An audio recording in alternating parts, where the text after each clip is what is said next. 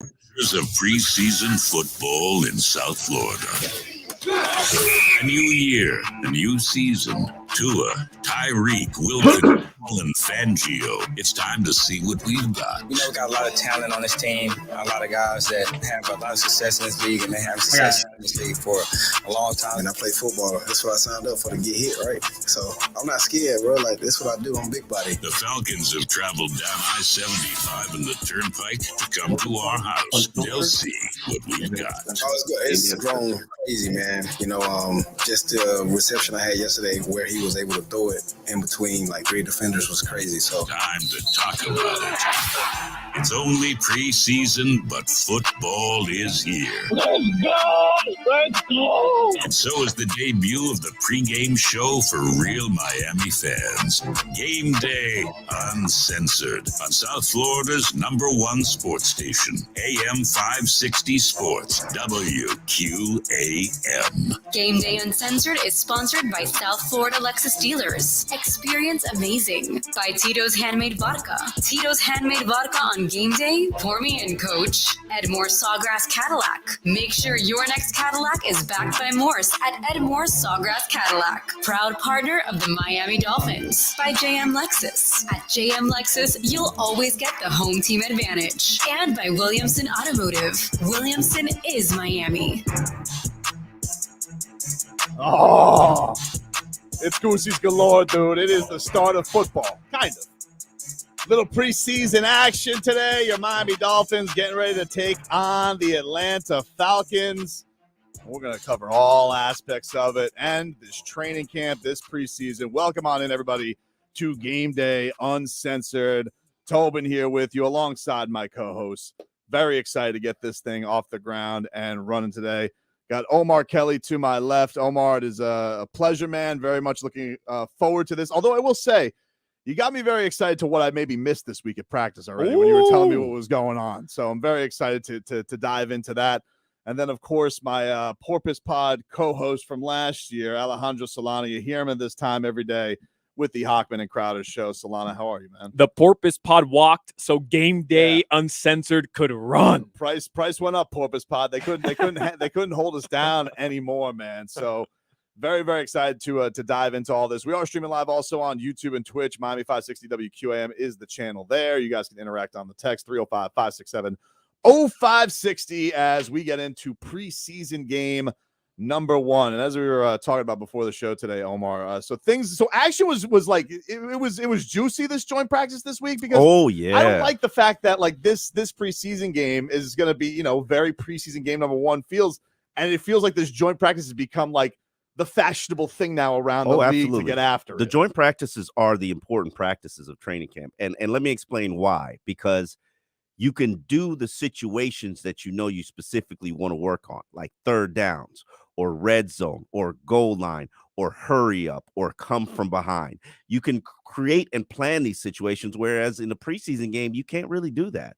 You get at the end of the half, you get the hurry up, and then at the end of the fourth quarter, you get the hurry up. That's about the only situation. I mean, if you're getting into the red zone, you can create that kind of situation. But inside run, you could do any situation you want. And what they did in the joint practice on the second day, they took it inside the bubble. So one, they could get out of the heat, and two, so fans can't illegally videotape all the actual good plays. Listen to any of those. Yeah. I see more highlights coming out of camp. I'm like, I don't feel like those security guards are really because I wouldn't either. It's too hot. I'm not taking your phone away. Listen, they know it's happening. Unfortunately, us media members, we have to follow the rules, or we get our credentials, taken, or we get a slap on the wrist. But fans are just out there, just dirt balling all the good stuff, and you guys are just eating it all up. Yeah. You see all the Robbie Chosen highlights. You'd be like, oh yeah. You see the Tyreek, the big plays. You see, there's some highlights that are missing, like the chain touchdown run in the red zone. I wish the fans had that because it was sexy. And then inside the bubble, that action was live, because what they did is they created a situation where both teams were trailing by 6 points. They had 40 seconds on the clock, put on the 35. You got to go get a touchdown. And first series, Tua on third down, Tua throws an interception to the inside linebacker, series done. Damn. Yeah, man. It happens sometimes. It happens, man. Then Miami's opportunity, Justin Bethel pulls down a third down interception to kill Atlanta's drive. Then Skylar Thompson comes up. Skylar Lowly Thompson, who's got no reps for 2 straight days. I think this is I don't know if the competition's over or if we go by what they did last year, this is maybe he's the third quarterback and they got to get him ready to play the whole game because they did the exact same thing in Tampa with Skylar, where he got all the work and Teddy Bridgewater sat it all out. And Tyler ended up number 3 quarterback. I'm just saying. I'm just speculating here. I don't know. You're thrilled about Mike White, though, because another local kid's taking over Solana. That gets you excited? I am, but isn't August Skylar season? Like it was last year, him and Eazy-E, Eric Ezukama, legendary performance. They tore it up. I mean, you would have thought that those two had played together for a decade, right? And they developed and Tanner Connor. Those three developed a great chemistry, and they were really hot for him. So, but you feel like that is? I didn't tell you what finished. Skylar. So Skylar, he gets his situation. He gets his 48 seconds. He gets his 35 yards to go. He drives the team down the field. Dink, dink, dink, dink, dink. Gets them down the field. There's like 12 seconds less. He's at the 25-yard line. He throws a pass to a chain into the back of the end zone. He catches it, scores a touchdown. Dolphins sideline completely mobs him and dogpiles him. Wait, they dogpiled him after They dogpiled him. They dogpiled him. That a lot. The whole bench. This is why I'm so jealous they're not on Hard Knocks, because I would love seeing stuff like that. That would be just amazing. It was such a great confidence boost for a chain who I think he's going to be the featured player in this game. Obviously, you're going to get a lot of look at Cam Smith and Noah. I know everybody feels about Noah, but trust me, this is a new Noah. He won us a game, dude. He won a game last year. What do you mean by a new Noah? It's a new Noah. He's not Noah at this time in training camp is picked on every year. He's Tua and Skylar and Teddy. They look around the field. They scan the field. Oh, there's number 9. I gotta attack number 9, and they'd attack him. There's been a year he went from first team to third team in 1 week. He was that bad, and this guy, man, I gotta give it to him. I've never seen anybody dig themselves out of a deep hole like he has. And right now, I think he's the starter. Now, will he hold it? Will he hold the job? I don't know. We got to see how he performs. A starter? See, that's crazy. See, here's the thing that I find crazy about that, Omar, is like, I'm listening to Fangio, and I'm like, man, this guy is cutthroat. Like, he is. He does not seem, he does not have time for it. He is brutally honest. I kind of like the fact that if Noah's flourishing with him, that's like, I think that's because he doesn't seem like he wants to. I didn't say Noah's flourishing. I said comparatively, Noah's decent right now. It's better than 8 where he's just inactive. Yeah. Oh man. That's where we were at beforehand. He's holding his own. He's not an embarrassment, and I think the zone scheme benefits him. I didn't know he was. No, I knew he was that bad in man coverage, but I didn't know zone scheme was going to salvage his career. Like, he looks like a decent, respectable cornerback as long as he's playing in his own scheme. Do we know like what he did? Remember last year, I think he told us that he went vegan. Yes, he was trying to change his diet. He went vegan. Oh, this is year 2 of being vegan. Yeah, he's year 2 of being vegan. He's super vegan now. Yeah, and he stopped playing Xbox. He started going to bed on time. He started being professional. Well, he is that's the thing that's crazy. He is very young. He was young. Yes, he was very he comes into the league. You walk into the league at the age that he is. You don't really think about that in football. He was the youngest player in the NFL. Yeah, you don't think about that in football because your class is your class, and it's just like, okay, well, in other sports when you're like hitting 22, 23, you're just kind of getting him it and together. Austin Jackson both came here when they were 20. They couldn't even legally drink. That's crazy. Yeah. Yeah. And did they have the maturity to be the NFL players that they were or handle being a first-round pick? They probably didn't. And honestly, both players have turned the corner.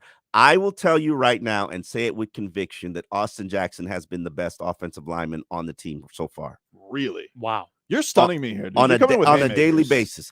And I say it without, you name them. Connor Williams has struggled.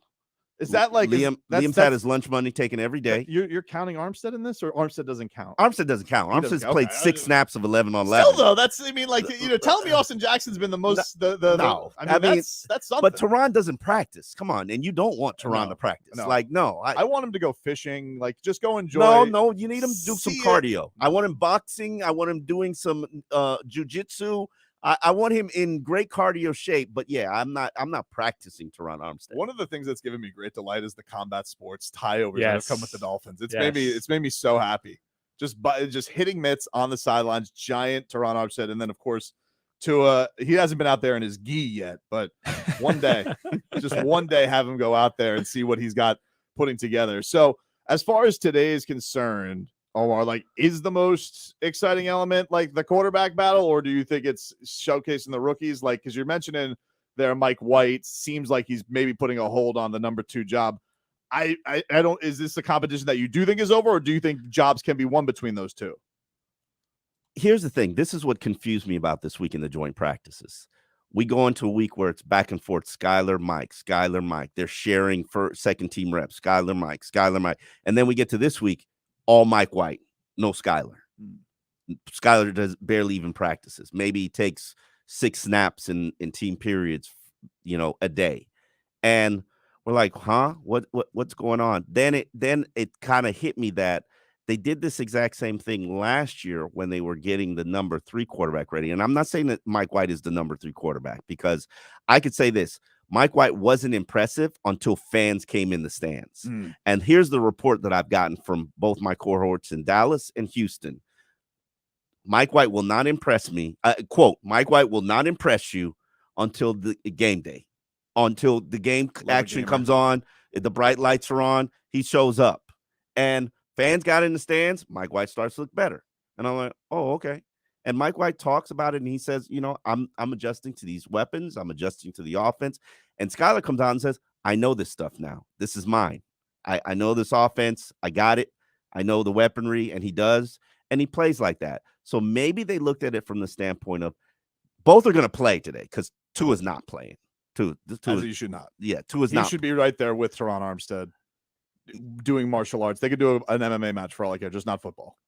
So they'll both play because they've only got 2 quarterbacks. So one of them's going to take the bulk of the action, and it might be Mike White, and then Skylar takes the bulk of the action the next week. I don't know how this is, going to play out.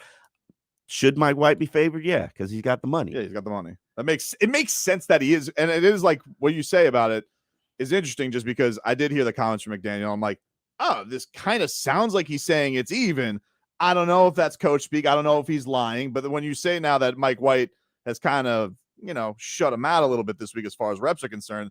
Yeah, I don't know. I don't know what that entails, and how much Skylar Thompson, who did ball out in the preseason last year, does that, is he able to get a leg up going into next week? That's what I was thinking, right? Like, if Mike White ends up being the number 3 quarterback, one, is that a disappointing signing then, going back to this offseason? Wouldn't be your first. Yeah. It would certainly be a questionable decision. I like Mike White, by the way, but if Skylar Thompson has the leg up on him, does it say more about Skylar Thompson, the way he was overlooked coming into the league, and just the progression he's made, or does it say more about Mike White and what he actually is? All right, we'll take a quick break. We continue on with Game Day Uncensored, getting you ready for some preseason action. Tobin, Omar Kelly, and Alejandro Solana here with you for the next 4 hours. We're back with more after this. And here we go. Preseason game number 1 tonight for the Dolphins in Miami Gardens against the Falcons. We're talking about it. Our new pregame show, Game Day Uncensored, digs even deeper at 3 p.m.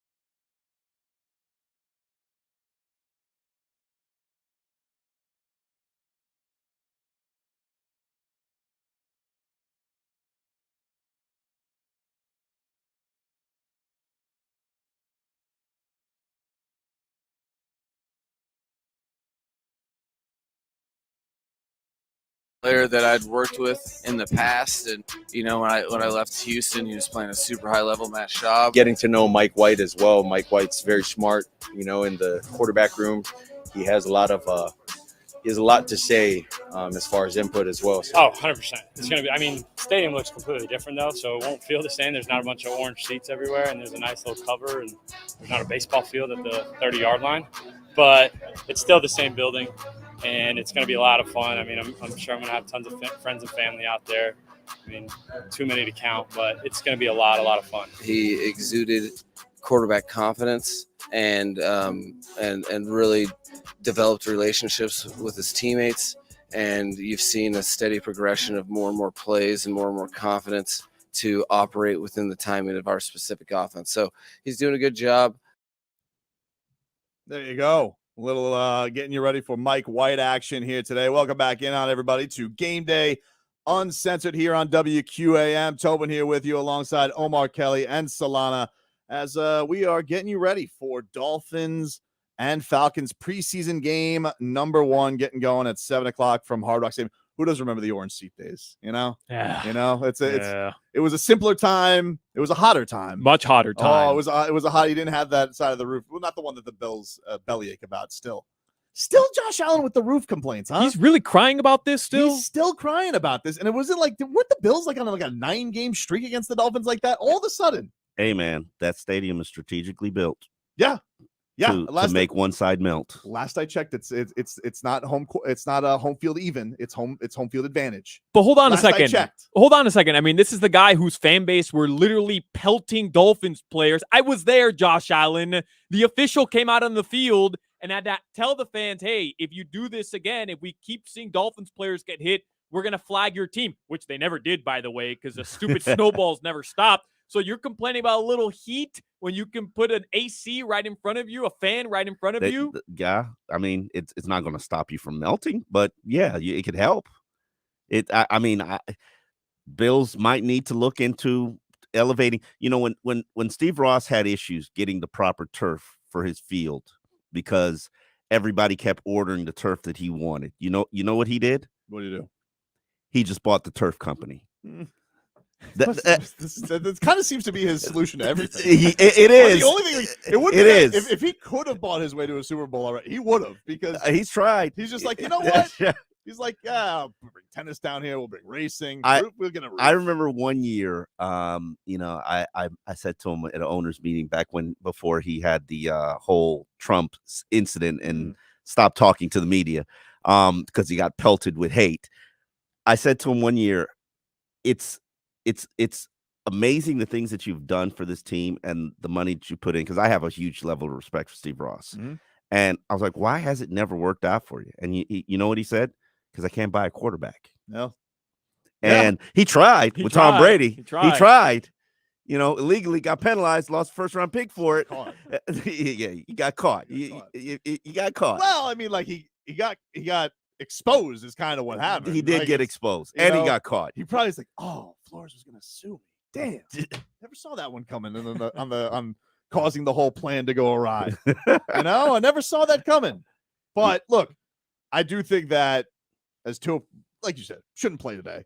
But I do think that whereas last year there was a lot of proving to do, it does feel like when people say he's healthy, they're confident in him. It's just a question of, can he stay healthy? But the weirdness of his confidence having to be built up anymore, or does the organization believe it? He does have a coach who seems like he believes in him. So that's gotta help. He believes, and his whole team believes. It's been kind of stunning, and I know he's the number 1 rated quarterback in the NFL and earned that distinction, even though he had a disaster of a December and he had the concussion issues. He still finished the year as the number 1 rated quarterback in the NFL, passer rating. And I'm a big believer in passer rating. So you can't take that away from him. Big yard production, red zone efficiency, accuracy, yards per attempt. What do you want? What knock would you like to make against him other than he's fragile? Right.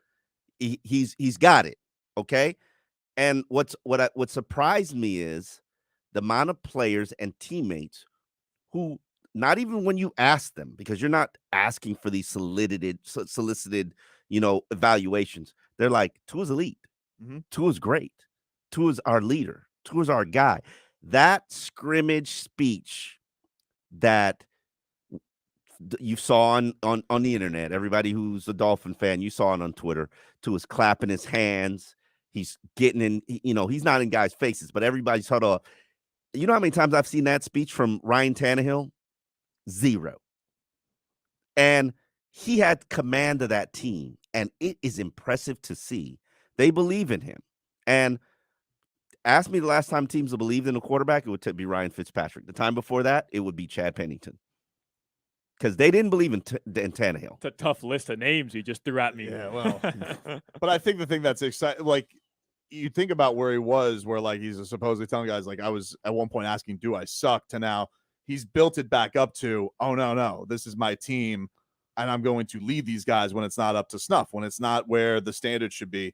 That's a huge leap into going into year 4. And Omar, just kind of piggybacking off of that, let's not forget, right? Like, this image of Tua, we always talk about it on Hawk and Crowder. This image of Tua under the Brian Flores regime was one of, like, a coddled player. And I mean, at least that's the way it came off to me, right? Where he wasn't really coddled until they threw him out to the podium every week to say, hey, do they really want you here? Yeah, Emotion. I mean, hold on. You can't be coddled when your coach is out there pursuing Deshaun Watson. I'm not saying that they were trying to coddle him. I'm saying that the way that Tua was perceived under his regime, that they had to be coddled. They had to coddle him, and that he was somebody who had to be coddled. Right. Essentially, he was soft. I didn't want to say it, but you said it. He was soft. This is the unfiltered game day. It's not the reality. Like, he is not soft. And I think we're all seeing him now because of that jolt of confidence he had last year, despite the concussions. Like,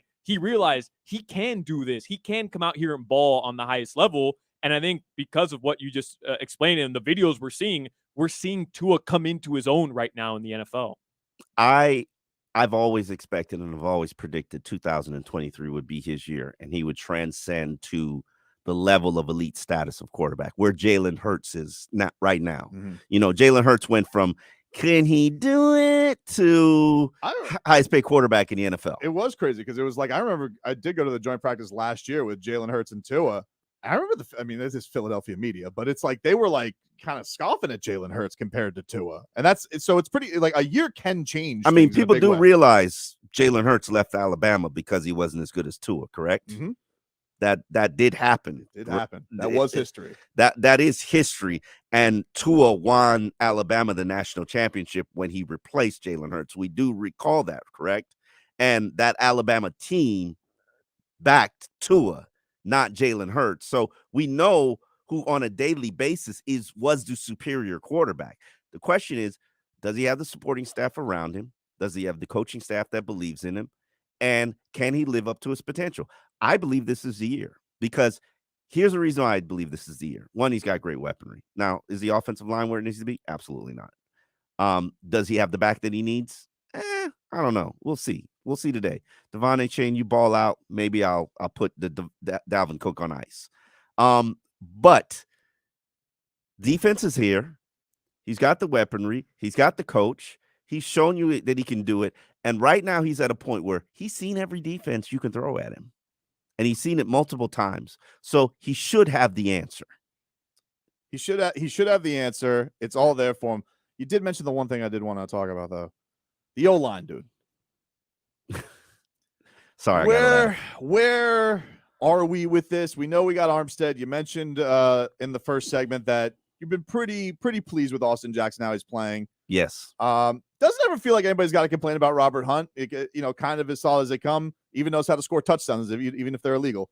But Eichenberg seems to be the guy everybody points to as the weak link right now. Yeah. Where are we with this battle? Where do you think we are? We a couple weeks into training camp with Eichenberg with the left guard position, and how much do you think that can solidify things if they go in the different direction, or can he prove some things? One, let me start by saying that this should be a situation where the entire line plays all 3 preseason games. Not Teron Armstead. I don't count him. No, he doesn't. He stays in bubble wrap till the regular season.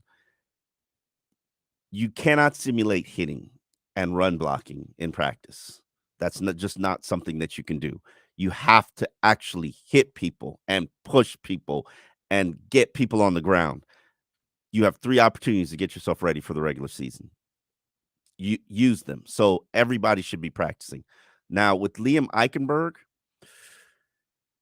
I didn't think he was as bad as most fans did. And I didn't think he started camp poorly. But what's happened is Christian Wilkins been on a rampage and has been stealing confidence like the Grinch. And destroying everybody. And it's not just Liam, because he's destroying Robert Hunt as well. Yeah. Robert Hunt's out there struggling too. So not as much as Liam. Liam, I mean, when I say struggling, you might get 4 or 5 reps of one-on-one blocking defensive linemen. Okay. Liam loses 4 out of 5 reps every day.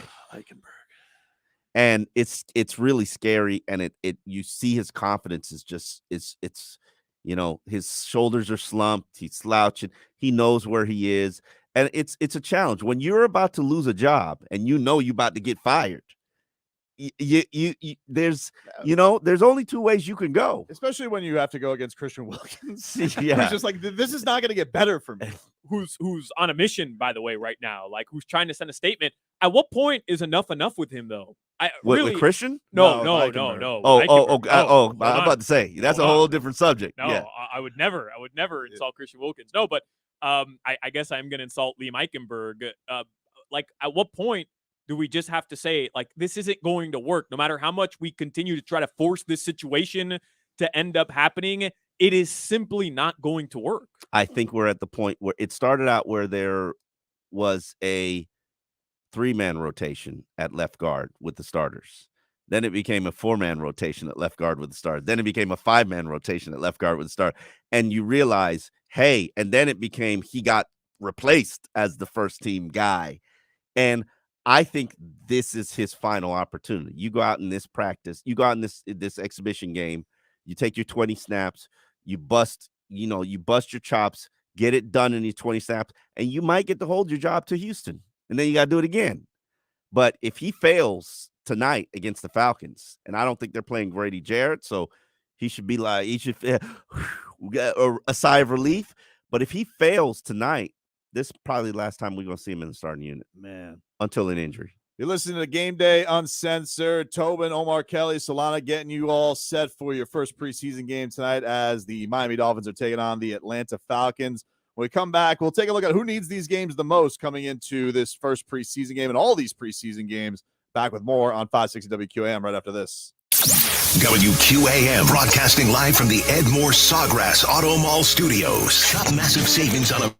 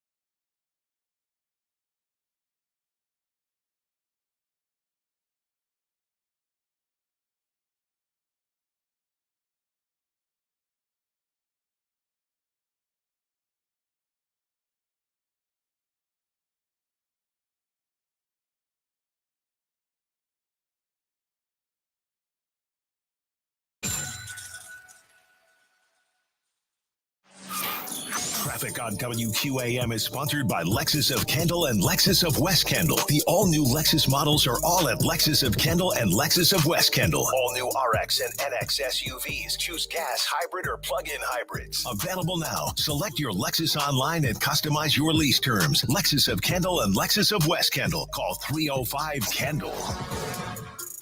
Not too shabby right now if you're driving to the Dolphins-Falcons game by Hard Rock. Just a little bit of traffic near Lot 18. Otherwise slowing down on the southbound Palmetto 75 going back to Southwest 8th Street and southbound 95 at the exit for the Turnpike. Traffic going back to 103rd. Crash in Broward, westbound Steered 84, Nob Hill Road. That's going to close off the left lane. I'm Gia, and that's traffic on AM 560 Sports, WQAM, FM 99.9 HD2, and always live on the free Odyssey app.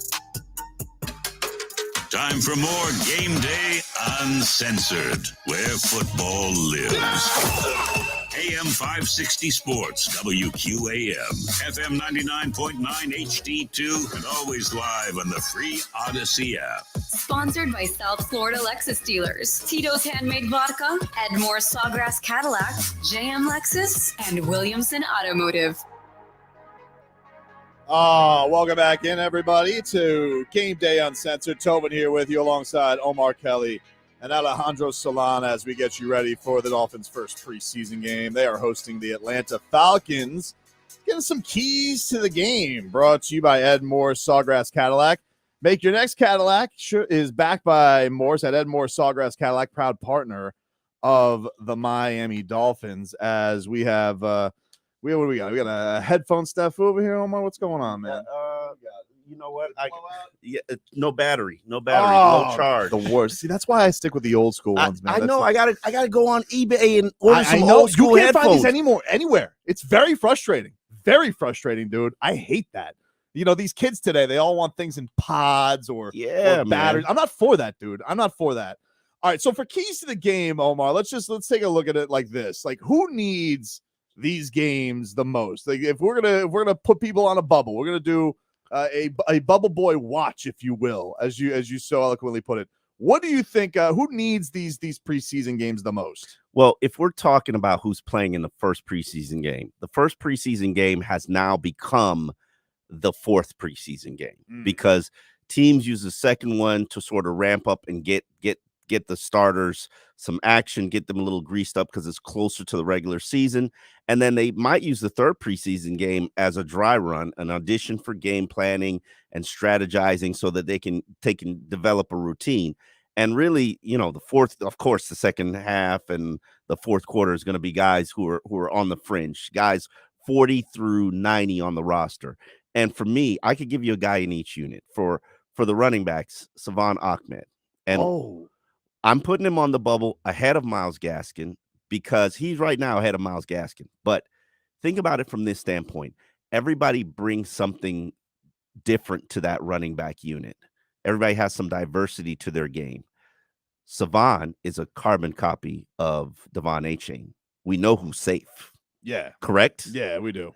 And so why do I need two of them? Because if you'll watch them tonight and you'll realize, oh, they look alike. And in fact, one wears jersey number 26 and one wears jersey number 28. We have to track them. You got to go by shoes? By their shoes at practice. Who's got the cooler shoes? Because I feel like Ahmed, doesn't he always wear the really bright shoes? Yeah, he wears orange shoes. The bright orange shoes. That's it's a good look. That's literally the only way we as media members can tell them apart because they have very similar styles. I will admit and acknowledge Devon Achane, despite being tiny, he runs with some power. He runs with a little power, and he seems like he can pass protect. If I'm the Miami Dolphins, I'm putting him in the game on third down situations so we can test drive this pass protection here. Because if you could pass protect, you can play on every down. And that's what he needs to prove in the preseason. In the wide receiver unit, my guy, Robbie Chosen, who I'm a big fan of, 8-year NFL starter, got to league as an undrafted rookie. Nothing has ever been handed to him in the NFL ever in his career.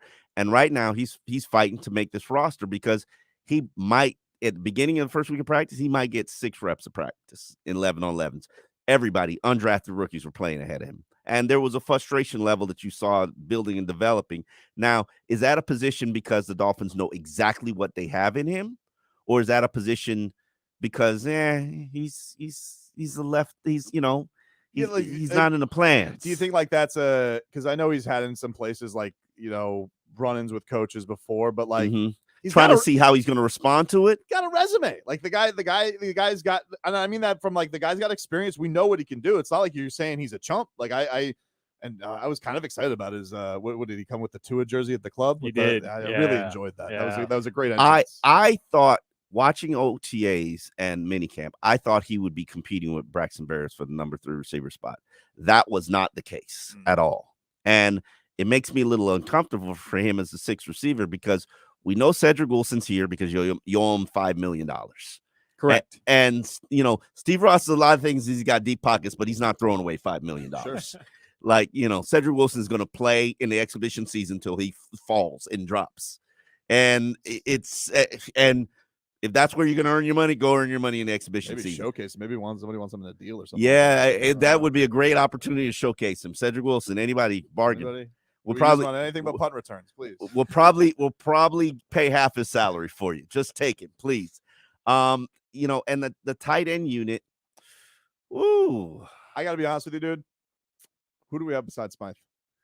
I don't even know. I know we could have took a kid out of Stanford, right? Tyler Croft. Yeah, you took Elijah Higgins from Stanford. Nothing there. I haven't seen anything really impressive. But then I never saw anything impressive from Tanner Connor until at later on in this stage. So I'm a patient man.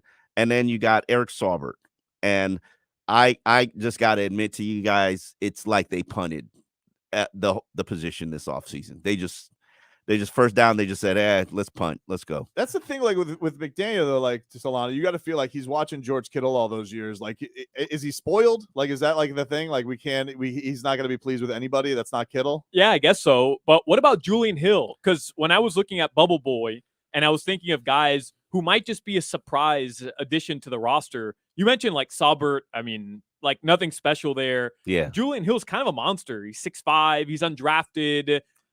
Is that even a possibility there? Like just a diamond in the rough in terms of a tight end who can come in and block at least? No, so I should scratch him off my depth chart now. Right now, practice squad maybe. He's not sponge worthy, but he might get a cut of practice squad.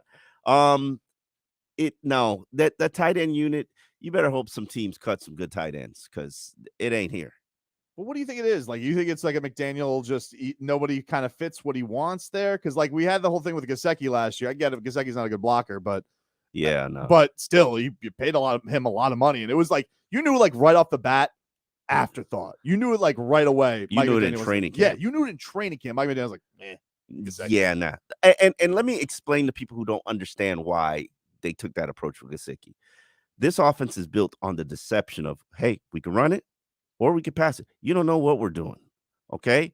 We take a guess because whatever you decide, we might do the opposite because it's a play action. It's a play action RPO offense, which means on any given play, there's a run built into it. Now, or there's the deception of play action. You bite on the run, we hit you deep. That's the entire offense. When Mike Gesicki's on the field, you know what they're doing. Mm-hmm. Where's the deception there? Which is why he could not play. Unless you were trailing big or in the red zone, there really was no value to Mike Gesicki, which is why you see him. Now watch New England do something special with him, and Dolphin fans feel like they lost out on the next Wes Welker. Cool. That's great, but he wouldn't have worked here, ever. He would have never worked in this offense. But these tight ends, man, nothing there. Nothing to see. What about line? Who's for the offensive line, I'm a big Kendall Lamb fan. I've watched him from the beginning of camp. Usually when Teron Armstead's not there, it's like a turnstile. Jalen Phillips is just dominating practice. I can honestly tell you, and I have a huge opinion of Jalen Phillips. Huge. I think he's a $100 million player. I think he will have a double-digit sack season. He ain't doing nothing. I'm sorry that he's not going against Jalen Phillips is going against Austin Jackson, and he's not doing anything, which is props to Austin Jackson. Props to Austin Jackson. Jalen Phillips is not having a dominant practice, and neither is Bradley Chubb, and that's because Kendall Lamb is there every other day. One day he's at left tackle, one day he's at right tackle. I don't know if you'll see him play. I think you'll probably see him play left tackle because they got to put their best foot forward. He looks like the best swing man, which means Cedric Ogoihi. I don't know how to say his name properly. I apologize if I butchered it. 75. He's on the bubble. If they're not going to keep 9 offensive linemen, and I'll give you another one, Robert Jones. He started games last year. Robert Jones is in the back of the line for the mix of the interior guards. And when you guaranteed all of Dan Feeney's contract, that means he's here. So Robert Jones, if you're not keeping 9, you might be headed to the practice squad. But when you say he started games last year, was that a necessity, by the way, right? Like it wasn't the first choice. It just happened to be there were a lot of injuries last year. A lot of injuries. injuries. We got to a point where what 3 of them were out. So yeah, there was opportunities there. That's why you have backups for sure. That's the whole purpose of them. Let's get to the defense. Brandon Peely's the undrafted rookie from USC. Flash this weekend against the Falcons. Yeah, tickled my fancy. I learned his name and number. I had to. He was making some plays. Is he like this year's like Kader Kohu? Is he like possibly like the unearth, or you don't see maybe that? Yeah, he's possibly on that. Him and Aubrey Miller. Aubrey Miller, I can tell you right now, is ahead of Channing Tindall. Aubrey Miller is the kid from Jackson State, undrafted linebacker. You'll see him a lot. He'll be calling the defense for his unit out there. You're not very deep at inside linebacker. I'm not sure he's going to make the team because it totally depends on what other teams cut and what you can claim.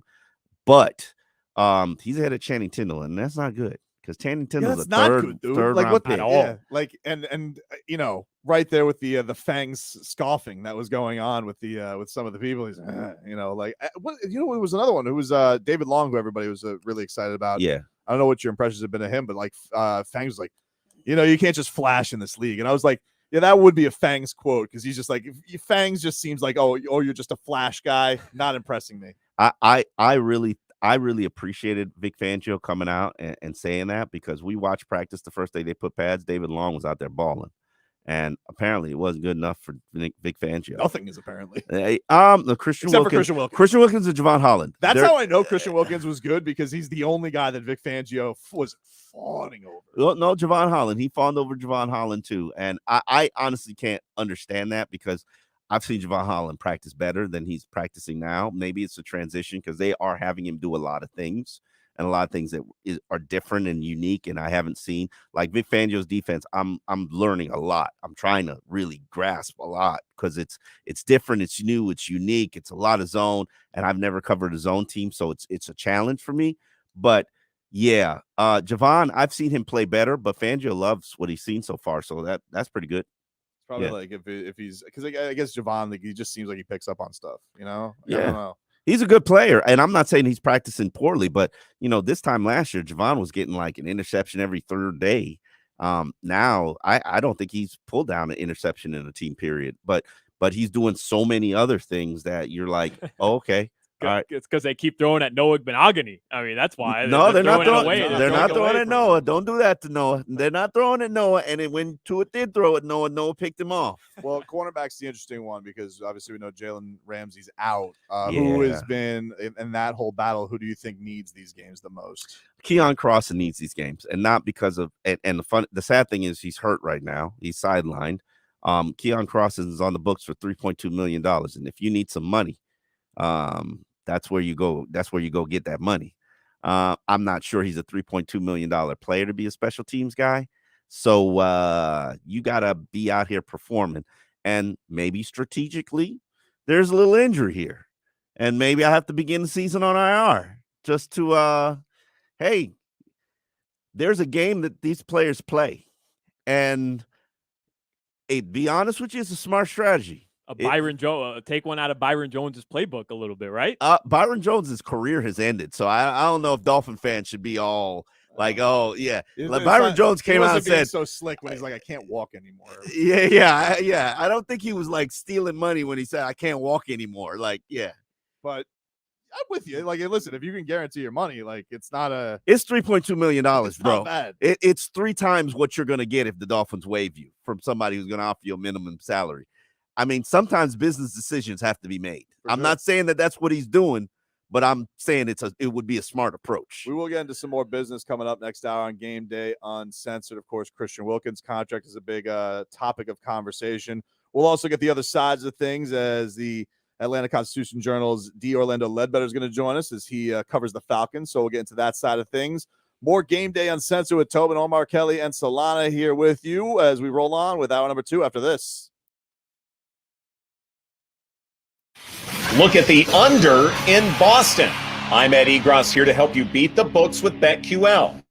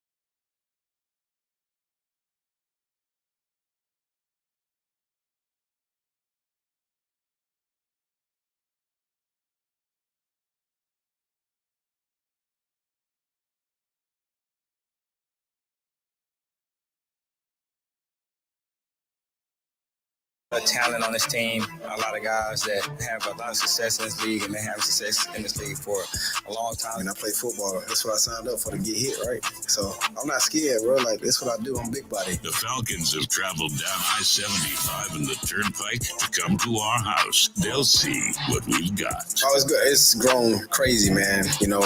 Just the reception I had yesterday where he was able to throw it in between like 3 defenders was crazy. So time to talk about it. It's only preseason, but football is here. Let's go! Let's go! And so is the debut of the pregame show for real Miami fans. Game Day Uncensored on South Florida's #1 sports station, AM 560 Sports, WQAM.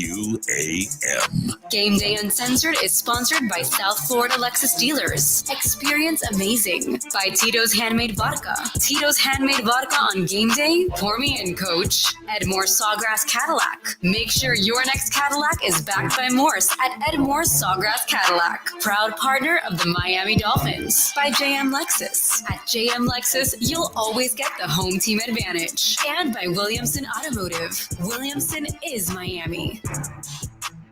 Oh, man. I got to tell you, I love that guy's voice.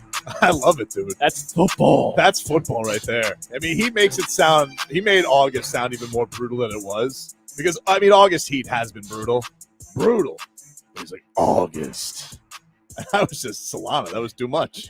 Beautiful, man. He made it too intense. Welcome back, everybody. It is Game Day Uncensored. Tobin here with you alongside Omar Kelly and Alejandro Solana. Danny Garcia producing this little shindig, so we appreciate his help here today as we are getting you ready for the first Dolphins preseason game against the Atlanta Falcons, as they had a couple of joint practices this week. And, we'll see if it's – I mean, it doesn't sound like it's going to be as juicy. Omar was telling me, I saw there were Tyreek Hill backflips at practice at one point. I'm like, we're not going to get that today. There's no way we're going to get backflips during a preseason game. Not from Tyreek. Not from Tyreek. Ezekama? Actually, no. Take that back. One of these young receivers, Chris Coleman or Daywood, they did a backflip because the rookies have to they have to greet the fans. Oh, like pump them up? Yeah, the rookies have to come out and they have to greet the fans and pump them up. And so in the scrimmage, one of them, I can't remember who did it. Fans, if you know, text it in. He did a backflip for us. So so maybe there is a backflip. Maybe there will be. All right. I would say it's kind of as far as training camps go for the Dolphins, it is pretty drama-free in this comparison to other years. But the one kind of big piece of unfinished business right now, Omar, is Christian Wilkins. We don't know if he is going to get paid, if the Dolphins are going to budge on that, what he wants, how far apart they are. He did speak on this, I believe it was after the scrimmage, and here is the Dolphins star defensive tackle on how he believes he has earned his new deal. Yeah, biggest thing with that, I mean, all that stuff, I just try to focus as much on ball as possible and leave all that other stuff up to, the organization and my representation and just control what I control with my guys and with this team. I definitely feel like I've done enough and, done a lot to earn a new deal and a new contract. But again, I'm just focusing on ball and improving every day. And just giving my all to this organization, and hopefully they'll give the all back to me. So he is going about it the right way.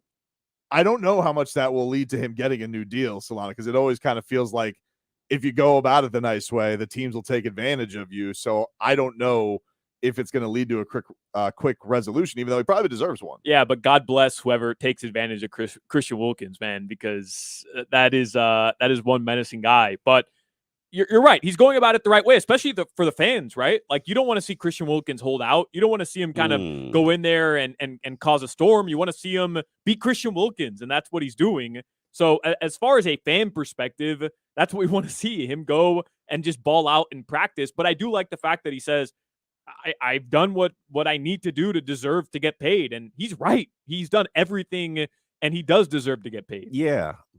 Unfortunately, and I'm going to be the Grinch in this situation, and I'm going to present to you, gentlemen, the situation that the Dolphins are in and likely are putting Christian Wilkins in. the market has drastically been inflated. It's like South Florida's housing market right now. You want a house, $600,000 flatline. That's a starting price. Crazy, right? Can you afford it? I don't know. You know what I'm saying? So these defensive linemen, in terms of the deals that Jeffrey Simmons got, which is at $19.7 million a year, Quentin Williams got, which is at $18.5 million a year, Deron Payne and when I give you numbers, I'm not talking fake money. I only count when I do contracts, and I'm very good at contracts. I only count the guaranteed money, and that means the first 3 years of the deal. All right. So I'm talking, this is money that they are going to see, not the fake money that they're going to shake you down or cut you. Not the one the agents put out. Not the one that I only count the real money. And I'm telling you, these are the prices for the real money of defensive tackles based on what they're getting now. Jeffrey Simmons, $19.7 million. And I would argue to you that he is the third best defensive tackle in the NFL. And Chris Jones is probably going to set the market for defensive tackles when his deal comes. And he's making a stink. He's holding out. Yeah, and he's holding out. So then we got Quentin Williams at $18.5 million a year. He just got a new deal, $105 million over 5 years. Then we got Deron Payne. He gets 22.1 because he was franchise tagged, unlike these other guys who are in their 5th-year option, like Christian. So he's at $22.1 million a year on a 4-year, $60 million deal. Then you got Dexter Lawrence. He's at $18.9 million a year. Then you got Ed Oliver, who took a bargain basement deal. He's not really the player that any of those guys are, but he's still a talented guy. He's at, I believe he's at $16 million a year. $15.4 million a year. Christian ain't taking $15.4 million a year. And here's the reason why he's not taking $15.4 million a year. Playing on the 5th-year option, which pays him $10.7 million. And the threat of franchise tagging him next year, which is going to pay him $22 million a year. That collectively gets him at $16.5 million for the next 2 years. Okay. If you're the Miami Dolphins, you're probably, I've been doing this covering Dolphins for 15 years. I have relationships with the agents. I can't tell you exactly, but you're offering Christian something in the neighborhood of that $16.5 million. Maybe the 3rd year you sweeten it to the 18. If you're Christian, you're not accepting that, because look what my peers are getting. They're up here at 19. They're up here at 18.5. At the bare minimum, I deserve 18.5. I'm your team leader. Yeah, well, that's the thing, Omar, is like, I get what you're saying and I get the logic of it, but there has to be a point. Like the Dolphins with this Chris Greer like rebuilding of draft class, he's kind of the first guy that's gotten it that deserves the money. You've given a big deal to Tyreek Hill. You brought in. You gave a big deal to, and I'm not saying Tyreek Hill doesn't deserve it. Yeah, obviously you got to do it. Bradley Chubb, like in the middle of the last year, monster deal. You know what this organization's problem is, and this has been something that's been addressed by veterans all the time. They'll pay the guys who aren't here. Right. That's what I'm saying. Like a guy like Christian Wilkins, who clearly seems like day in and day out of practice, is making life a living hell. First guy in, last guy out. Just jovial, but also just nobody wants to play against this guy. I couldn't imagine, like, you're going to put the impression of we're not going to take care of him. You know, like, I get it from a business standpoint. You know, okay, he's in for at least 16 for the next couple of years. That security, like, this guy's done everything that's been asked of him to do. He has. And like this you do see your peers getting locked in. Yep. Yeah, man, I mean, that would piss me off if I was him. What I will say, and I don't know what was at the root of it, but he didn't practice this week in 11-on-11s. Now, it could be because, as Christian Wilkins said, to quote him, I'm a sick and twisted individual. And somebody like Christian is going to be the starter of fights. So so it is what it is. If you want to ensure that you had a safe and productive and healthy practice, you don't practice Christian. I mean, he did grab Josh Allen's junk in a game. That's allegedly. That's allegedly. Allegedly. Sir. That's allegedly, sir. It's allegedly, yeah, but we know he did it. If you didn't, here's the quote Omar was talking about on Christian Wilkins and being a sick, twisted individual. Nah, I mean, it's just, I don't know. I'm like, I don't know. I'm a sick, twisted individual. I don't know. Again, that's just passion. That's just love, because there's nothing like making a big play, because they're so hard to come by. And I don't know. I just love this game a lot. And when you think about just all the work you put in, that's what, that's a great reward. Yeah, and he's talking about all the trash that he talks, and we got a sampling of it. For the first time, I actually heard the words that come out of his mouth when they had a 12-sack practice in the bubble, and we were watching it from the ivory towers, is what I'll call it. And they were right on top of us, and Christian on a back-to-back sacks, he was ruthless. He was ruthless. See, the funny thing is, this is what was very interesting. You could tell he was talking about Eichenberg, but he wasn't directing his talk to Eichenberg. That's nice. That's polite. That's just polite. Okay. And on top of that, what pissed the defense off was they had a Jeff Wilson. Jeff Wilson had a respectable run, and I say it was a respectable run, and it was on a defense-dominated practice. He had a respectable, it was about a 20-yard run, and Bradley Chubb gets up, and he's like, what? And the offense starts cheering. There's a cheering. They're clapping for it. Like, yeah, we finally did something. And then Bradley Chubb's like, what y'all cheering for a 2-yard run for? Oh, okay. It's like that. All right. Okay. No problem. And so Christians gets in on it too. Next play, sack. Next play, sack. Next play, sack. And Chubb, and then so Chubb start talking, and Christian starts talking, and Christian's like, you gonna let one man wreck your whole practice? And it was ruthless, and just a lot of, and he was, what I found odd was that the running backs, after every sack, the running backs are standing right there. They're like standing right there once he finishes his would-be sack, and he turns to the slot receivers over in the corner over there, the Braxton Berrios and company, and he's talking junk to them. I'm like, what did they do? Like, you go against the running backs. They got it. Listen, they got it. They got in the way. And you know what makes him more menacing, Solana? That he does it with a smile. It feels like his jovialness on side of his menacingness is just like, it makes him extra scary. It does. And the way that he also knows what to say he to knows each what to individual. Say. Yes. He's very smart, and he picks his words wisely. He's the when you have a girlfriend that just says mean things when she's angry. Mm-hmm. Everybody's had that girlfriend. That's Christian. He lashes out. Yeah, he lashes out. Right. He lashes out. And it hurts your feelings. But my feelings were hurt for Liam. As far Omar as him getting paid, what Tobin said is so true, man. He's going to go and he's going to talk to Chris Greer. He's going to say, who's the best player on the offense? That's Tyreek Hill, right? Mm-hmm. He got paid $30 million. Who's the best player on the defense? And he's going to say it's me.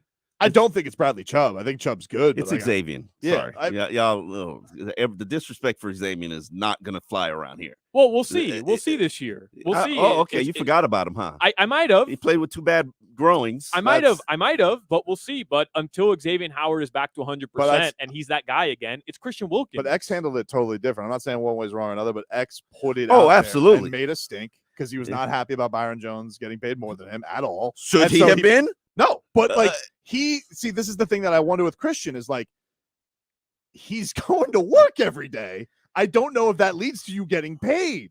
Xavier Howard went out there. He goes, I don't know if I'm ever going to be a Dolphin. Just put it on Instagram. Manifesto. Don't know if I'll ever be a Dolphin again. And then he got paid. And it worked. I'm not saying one way's right. If you want to get paid, usually making a stink works faster. Listen, while this is training camp and this is the exhibition season, the time for business is before the regular season begins. This is the time. And if I'm Christian, I'm not playing in the exhibition season at all because players can choose at this point. Until the regular season gets here, they can make the choice. They don't have to. Right now, you have the hold in. You can show up for practice and you could show up for work. You don't have to practice. Now they prevent you, like all these guys who like Bosa, who's out here holding out $50,000 a day. Like, you're a moron. Chris Jones, you're an idiot. All you got to do is show up for work and not do nothing. Tight hammy. Yeah, no. My butt cheeks hurt. Work. Yeah, it can't work. My butt cheeks hurt. We're rolling on here on Game Day Uncensored. We'll take a flip on to the other side of things as the Atlanta Falcons are coming on in. D. Orlando Ledbetter from the Atlanta Journal-Constitution. He's going to join us coming up next. Hey, want to see the ugly mugs that go along with our melodious voices? Do I have to worry about this? We are on YouTube. That's great that you're doing that. All kinds of videos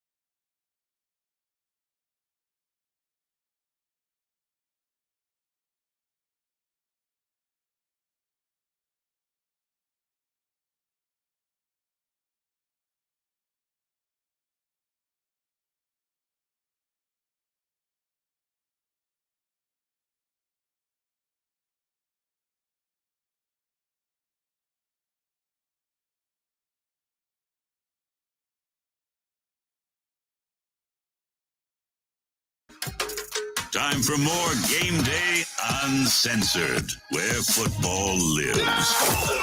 AM 560 Sports, WQAM, FM 99.9 HD2, and always live on the free Odyssey app. Sponsored by South Florida Lexus Dealers, Tito's Handmade Vodka, Edmore Sawgrass Cadillac, JM Lexus, and Williamson Automotive. All right, welcome back, everybody. It is Game Day Uncensored here with you. Tobin, Omar Kelly, and Solana here with you, getting you ready for Dolphins and Falcons. Pre-snap penalty on me. That's on me. D. Orlando Ledbetter is going to join us next hour. I'm just like the Dolphins. I'm just focused on penalties and trying to clean things up. It's a new show. Whoa, it's been ugly, though. That's on me. Has it been bad? Yeah, it's been bad. What's the deal, dude? Like they knew they were bad coming into this thing. Why is it so? Why haven't they cleaned this thing up? Straining to make a play and impress, and that's what Mike Daniel says. I think a lot of the pre-snap stuff was all the motions and things that and this week they didn't really have a lot of motions, just because I guess they're trying to clean it up and figure out what works, and there was a lot of experimentation. I know media members, my peers, they're all offense sucked this week against Falcons, and I didn't buy all that. I didn't. Yeah, I saw you tweet that. You referred to it as experimental. Like you don't think it's a concern at all. I mean, one, I know what the Dolphins' real offense looks like. You know what the Dolphins' real offense looks like? It starts with Tyreek Hill in motion and everybody terrified and backing up because they don't know what the heck is going to happen. It's so much fun. Yeah. I mean, that's a great weapon fun to have, right? I love it. Oh, that Ravens game last year. So ask me how much of that I saw this week. Very little. Yeah, there was no Tyreek fear injected into you, the Falcons. I get that, but if I'm going back to last year and I'm thinking of one of the biggest things I had with McDaniel was that at times the team looked unprepared for certain plays. They looked certain plays looked discombobulated. All the motion in the backfield. That's fair. It almost seemed like they weren't ready for the play that was being called. And I'm not saying I don't like McDaniel's playbook, but if there's one thing I want to make sure that they have down pat this year, it's their discipline on the offensive side of the football to not have a 5-yard penalty so that now it's 1st and 15 when you're starting your drive, or you finally get a nice first down, and here you go, 1st and 15 because it's another false start. Like, I don't want to have those plays. It's year one, fine, okay? You had a bunch of injuries. You have new guys coming in. I get it. Year two, it's the first week or first joint practice, and it's already a sign where you're seeing flags being thrown. Like, to me, that is concerning. I feel like the mistake made early in training camp was that they should have had refs there the very first week. Steve Ross isn't going to complain about paying some refs $200 a day. That's not going to happen. Refs should be there every single practice. I didn't even know there was like a ref. That's a thing. Like you could like they pay the refs to be there. I thought those guys are like just volunteers or something. I was gonna say you can just pay anybody to come do that. Give Tobin and I a zebra shirt. We'll be out there. No, you got to be qualified. These are good guys. These refs. Are they like college refs? Or are they high school refs? There's a collection of. They have their refs on ref staff. Union. It's actually, I think it's mostly the retired refs. Oh, because wasn't Fangs? Didn't he throw a flag at one point? Yeah. He served as a ref during practice, but then players like got to the point where they were like, we don't even know what he's throwing the flag for. But the false starts and things like that, just 15 yards for being a curmudgeon. yeah. The false starts and things like that, I feel like they put themselves at a disadvantage because they went refless the first week. Like, there's no excuse why you should do that when you're the number one team. And then the refs finally got there, and then it's like 5 pre-snap penalties. Yeah.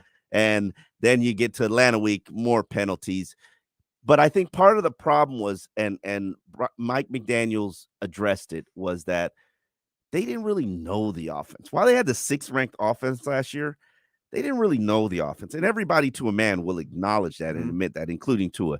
Mike McDaniel compared it to speaking a foreign language and needing a translator. While you understand it, you can't speak it. Well, now they can understand it and speak it.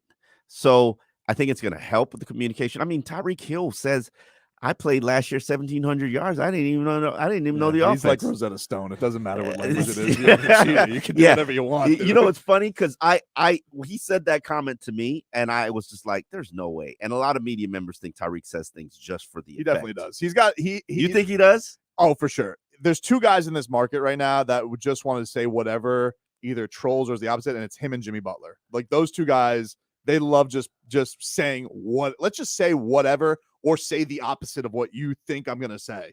Really? Okay. Oh, dude, yes. Jimmy Butler's a king of this. He will do this all the time. Oh, playoff Jimmy, you think playoff? Nah, it's not a thing. Yes, it is. You know, like the other day, like Jimmy Butler came out about his 2K rating. The only reason he definitely did that was because it was a thing on Twitter about him not being that level of 2K player. It's like, oh, perfect opportunity for me to mess with people. Dude showed up to media day with dreads on. Just so they would have to use that picture. That was a horrible, horrible look. But as a guy with dreads, yeah. But a great troll, a great troll for Jimmy Butler. Let me tell you something. Legitimately mad. I remember him being mad, like in the locker room, because ESPN would not show that headshot, and he goes, "I'm not doing interviews with them." I was like, "What?" That's like that. I did not know that. Yeah, he's like, "You have to use my media day photo." That's the only. It's like the NBA Finals. In the NBA Finals, ABC. Their telecast is using his media photos with dreads from like 8 months prior. But it's like, with Tyreek Hill is the same way. Like, I think that he says things that he means because he has insane confidence, as he should. But like, I think he also says things that like are in the moment he thinks are the right things, or will tweak people, like him saying, "I go in as a Dolphin, like to the Hall of Fame." I think he knows, like, he wants to get at the Chiefs a little bit. Like, he just, anything that can tweak a little bit, I think he likes doing it. Okay, I did not cover him last year, so I don't know for sure. And so I'm always taking people at face value for what they say. I literally called cornerbacks that I know in the league and say, is it even possible that Tyreek Hill can get 1,700 yards without knowing the offense? And they're like, yeah. Tyreek runs 3 routes. He runs a go, he runs a comeback, he runs a slant, and he runs a drag. It doesn't matter what you do. He's going to be open. And so wherever he lines up, he ran those like 4 routes. Yeah, that one-on-one that he had where he just broke the dude's ankles. Like, what can you do? What can you do? He moves too fast. I feel so bad, though, for the Falcons DB because, they're going one-on-one. There's like 5 seconds. Nobody can cover Tyreek Hill for 5 seconds. Like, there isn't a single player by himself in the NFL that can hang with that dude for 5 seconds. Xavier Howard would disagree with you. It's look at both of you. Both I'm not saying I disagree. I was like, yeah, he probably would disagree with me, but that's because he's Xavier Howard. He's a ball hawk. But like, what are you supposed to do? He's Jalen going, Ramsey he's stopping, locked he's him running, he's running across the field. Like, there's no way without help you can stay with Tyreek Hill. That's true. I mean, I've never seen anybody that fast and quick. But do you think so? Getting back to it though, like them knowing the language of this year, and he's talking 2,000 yards, which all right, it's a record. That's kind of crazy. But like, are we to expect better? Like, is it going to be better this year? And I'm doing that assuming Tua is going to be healthy. I know that's always the caveat. I don't want to keep always going back. He was technically on pace for 2,000 yards. He was last season, which was mind numbing. And then they hit a lull. He got injured. Tua got injured. They hit the December lull. It is what it is. He didn't get it, but 1,700 yards ain't nothing to be ashamed of. It's a franchise record. Come on, like that. That's the thing that's crazy about it. They set him and Waddle set a record as a tandem. Yeah, this hallowed mark by the Marx Brothers. Come on, and you're telling me they didn't know what they were doing?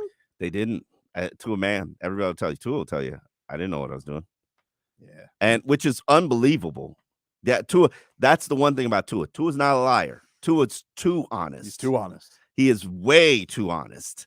I thought about retirement. It was a thought that came on my mind. No, you don't ever say that. You don't ever say that. Like, what was the last thing he just said? He basically, I can't remember all his honesty moments. He had an honest one that I thought was funny, where he was asked about the jiu-jitsu, and he's like, "Will it be muscle memory?" Probably not. Yeah. And I was like, he's probably right. Like, it's not, because jiu-jitsu is insane. You need a lifetime to learn that, but it's usually the first thing you learn is how to not hit your head. Which, by the way, that happened to my son. Did it? Yeah, I said Tua could do it, and he responded, "I'm 7." But he took the Tua hit. He was rolling with his jiu-jitsu sensei, and he was like, trying to teach him how to do a choke, but to like divert him, he did the flip, and boom, right on his head. I'm like, you got to break fall. That's the whole point. That's the Tua break. Work out those neck muscles, bro. Work them out, dude. How could you go through 20 weeks of an NFL season, 3 weeks preseason? I get he missed a couple weeks, and not know the playbook as the quarterback, though. Like, I get it. Totally different scheme. There's more responsibility under him in McDaniel's scheme. He's being asked to do more. I get it. There's definitely like that time period where you have to go and learn certain things. But you're telling me by week 17, he didn't play, Tua didn't have a grasp on the offense? Don't know it. It's, as Mike McDaniel put it, and I understand that. You can understand Spanish. Can you speak it? Totally different animal.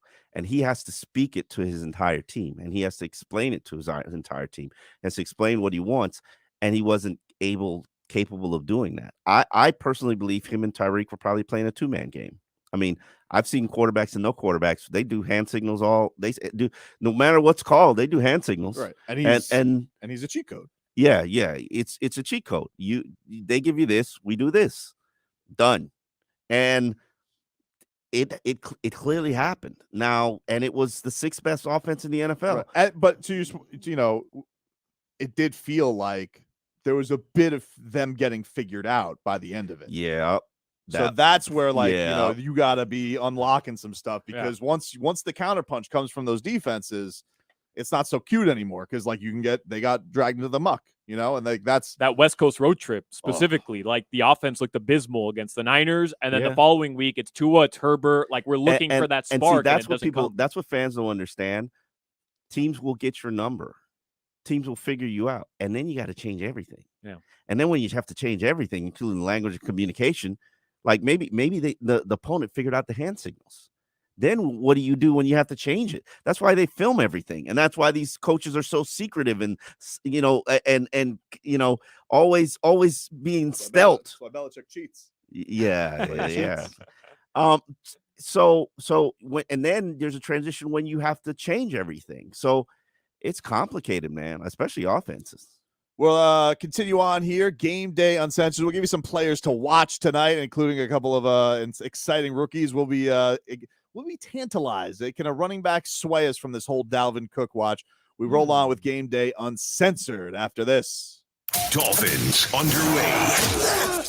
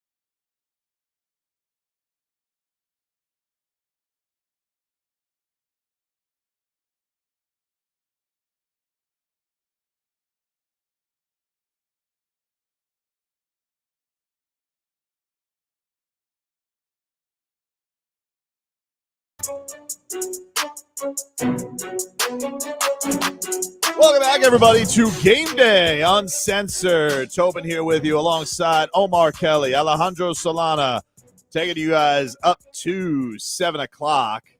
Miami Dolphins' first preseason game. They are hosting the Atlanta Falcons after a pair of joint practices this past week where, apparently shenanigans galore. I'm very, very upset that I missed this because it just sounded like Omar was just telling me it sounded like the best time ever.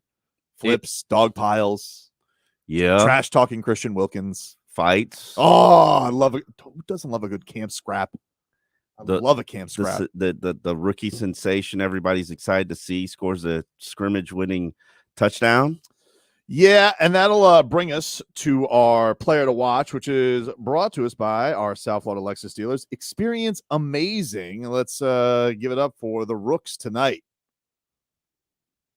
With the 51st pick in this year's draft, the Miami Dolphins select Cam Smith, corner out of South Carolina. Cam, well, he definitely has, the size and just intangibles of just being that like physical corner. From what I'm saying from Cam Smith, he's doing a tremendous job.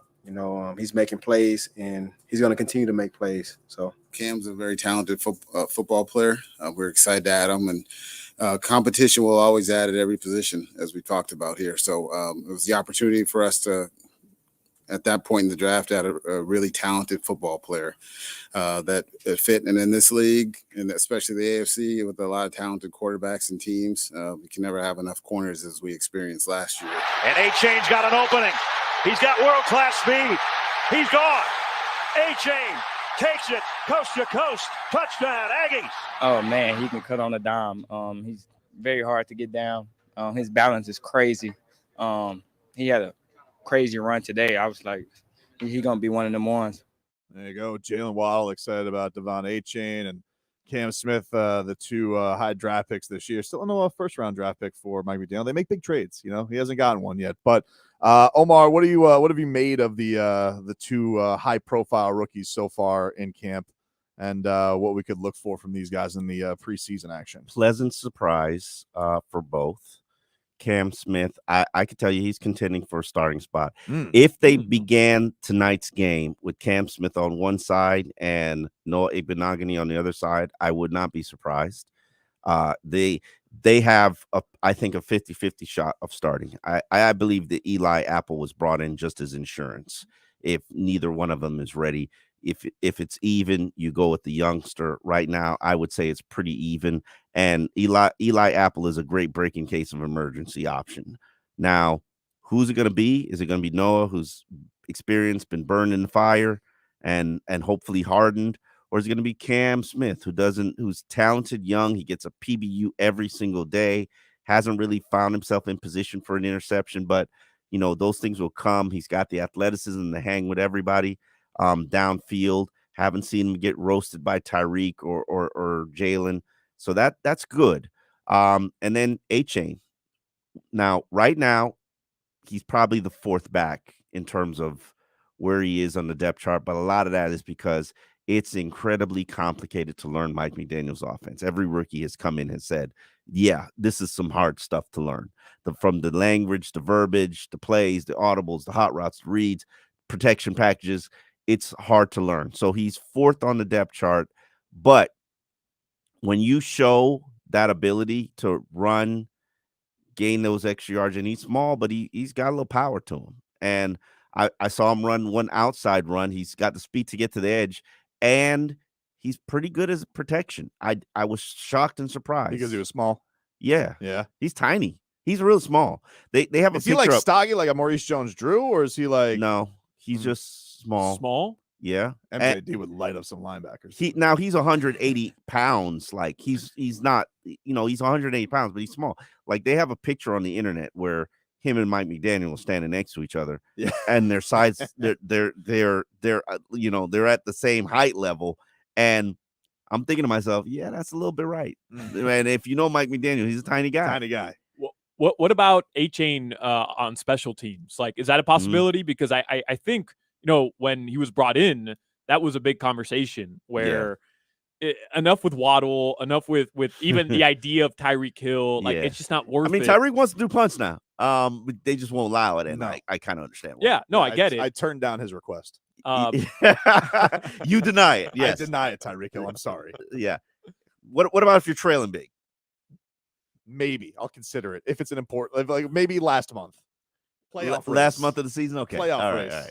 All right. Yeah, I think we can all agree Waddle does not need to do it because he didn't look good at it to begin with. Yeah, I think he's going to do kickoffs. He's not going to do punt returns. That's Braxton Berrios' job. Right. Hell, man, make Cedric Wilson do it for the rest of the game tonight. That felt so much last year. Like, yeah, you try it. Let's just give him a job. Yeah, that's exactly what it was. That's what it felt like. Earn this $7 million, brother. It's a punt return. You got to understand, punt returns is something very difficult for people to field, and people are coming at you. It's a lot. So I don't think nobody really wants that job unless you're really good at it. So Braxton Berrios is good at it. That's his job. But HA and I wouldn't be surprised if he's a kickoff returner. And I have seen them work him on punt coverage, and I think that's a good role for him as well, especially if you're going to be game day active. You got to do other jobs. Do you think that the preseason, is he making them completely close the door on Dalvin Cook? Like, can he be that good where they're like, because he's still out there. Like, Dalvin Cook's just out there for anybody to have. And Minnesota is signing Minnesota, who supposedly there was a standing offer for him to return to Minnesota. I don't know how much truth there is to that, but they're signing Kareem Hunt. So if Kareem Hunt's got a landing spot, I mean, there are three backs that are out there: Dalvin Cook, Ezekiel Elliott, Kareem Hunt, that are pretty good backs. And once they find landing spots, that's one less landing spot for you, Dalvin Cook. And I really think this is his breaking case. He wants to be here. The offer isn't right. It is what it is. I felt like he was going to the Jets. I was like, that's like, once he went up there, I don't think it's I was doing press. I was like, oh, that was pretty obvious. He's going to go announce him. That was to put pressure on Miami, man. He came out the same day he was going to go visit them and say, it's a Cinderella story for me. Make it happen. And then went to go visit the Jets. Come on, man. That's the sucker move. You shouldn't have said how much you wanted to be here. But are we dumb? Like, do you think that ship has sailed? Nope. With Dalvin Cook? Nope. It's still here. It's still docked. It's still docked. It's still docked. I like stars, dude. I like that ship. It's a star that makes you immediately better. Like, you can't add a Pro Bowler to you. Like, okay, imagine the excitement when you added Jalen Ramsey, top 25 player on the team, top 10 player immediately on your roster. Dalvin Cook is a top 50 player in this league, top 10 player on this roster. It makes sense. Now, the problem is the money doesn't make sense for him. He gets $2 million for sitting out football right now. Yeah. It's just the thing. And it's that the position right now, like, they're at a conundrum because it's like, what makes sense for you to do? You know, like Saquon did the thing where it's like, oh, you know what? I'm going to go play. But I would have understood if he didn't want to. Like, it's a hard choice because it's like, it's a hard ass position. Yeah. And they don't treat you right. They don't treat you right. And nobody seems like they're in a good spot. You got damn Jim Irsay having weird meetings with Jonathan Taylor in a van. Oh man. It's for me, if the money doesn't get right wherever with Dalvin and he still wants to play football, like, yeah, obviously I'd want to be home, but also it's another year of you just getting, battered. But for the Dolphins, like, what would you rate their running back rooms right now? Like, if you had to give it a letter grade, because I don't think anybody's going to say we don't want Dalvin Cook. Obviously, hell yeah, go out, get the shiny object, as Tobin's saying. Yeah. But do you need him? And I think that's a big question mark. You need to go out and probably overpay a little bit more than you wanted to finalize this deal. I think the Dolphins are fine. Like, I don't think they need Dalvin Cook. What's your favorite restaurant for go get a steak? A steak? Yes. I'll give you a Morton's. You give me Morton's. Okay, excellent. What's your favorite restaurant? For a steak? For a steak. You want a steak? You want Outback. a nice Outback? Okay. Good call, Tobin. Good I mean, call. there is no shame in Outback. Appetizers. Classy. Okay. If you're saying a go-to spot. That's a family man right there. That's a family man decision. Outback is underrated. Okay. It is underrated. Good. Okay. Agreed. Wow, I can't believe that. It is I underrated. found two other people who agree with me there. It is underrated establishment. The bread is good too. You know what I'm saying? I don't have a go-to steakhouse anymore down here. Like, the one place, Leroy and I go to this place, Herbs in Ryan, Vegas, which is amazing. It's like it's almost like dining in the dark because they really like dim the lights. But I don't know if I have I would say I have a You go-to and Leroy spot. having intimate dinners? Oh, dude, so intimate and dark and long Yeah, candlelight. Yes, Yeah, beautiful music. It's a Vegas tradition, dude. Oh, okay. It's a Vegas tradition. But the reason I'm asking that is because I put the equivalent of what the Dolphins have in their backfield as it's Outback.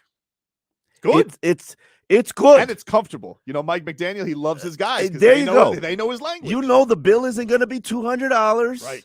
You can get an appetizer, a nice drink. It's not going to kill you. You know what I'm saying? Right. But is it going to be a Morton steak? No. Okay. Now, if I'm paying the dime, where do you want me to take you? Oh, the best. Capitol Grill. You know. Morton's, yeah. Okay. Primes. Okay. Well, I'm telling you, Steve Ross, he don't care. He don't care. He don't care. You tell me you want him, go get him. And I will say this till the end of time. You're not a Super Bowl contender right now. You add Dalvin Cook, I might consider you being a Super Bowl contender because you're taking some pressure off Tua. You're taking some pressure off the defense. You've elevated your running back room. You've added another Pro Bowler to this team. And that's going to make everybody better, make the passing game better. You don't do that, we're eating it out back. And while I can get full, I'm not going to walk out of there. Man, that meal was delicious. Well, I mean, Kookaburra wings, they're good, dude. The cougar, what? Kookaburra. Kookaburra? Yeah. That's what they call the wings because it's an Australian bird. Okay. I'm telling you, dude. The blooming onion is pretty good too. Well, Blooming onion. The blooming Mike onion. McDaniel looks like he would like a blooming onion. For sure. He sure. looks like he would like a blooming onion. I'm telling you right now, dude. He does. But I'm with you. Like, look, he's got his guys. Yes, and he I does. think he's cool with his guys. He's comfortable with them. They know his offense. They know his language. They can protect. They can block. They can run with power. They're all great. Raheem Mostert had a career year last year, nearly 1,100 yards in 14 games. Yeah. That's nothing to be ashamed of. And his stupid thumb broke. Yeah, nothing to be ashamed of.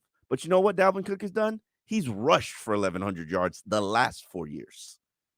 And that's not even the pass catch. Can you imagine Dalvin Cook in the backfield catching check down passes with defenses and secondaries 40 yards downfield because they got to cover Tyreek and Waddle?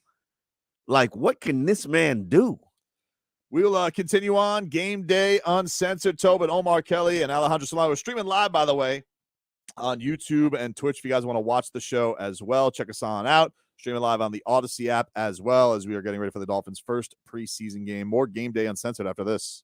WQAM broadcasting live from the Ed Moore Sawgrass Auto Mall Studios. Ed Moore Sawgrass.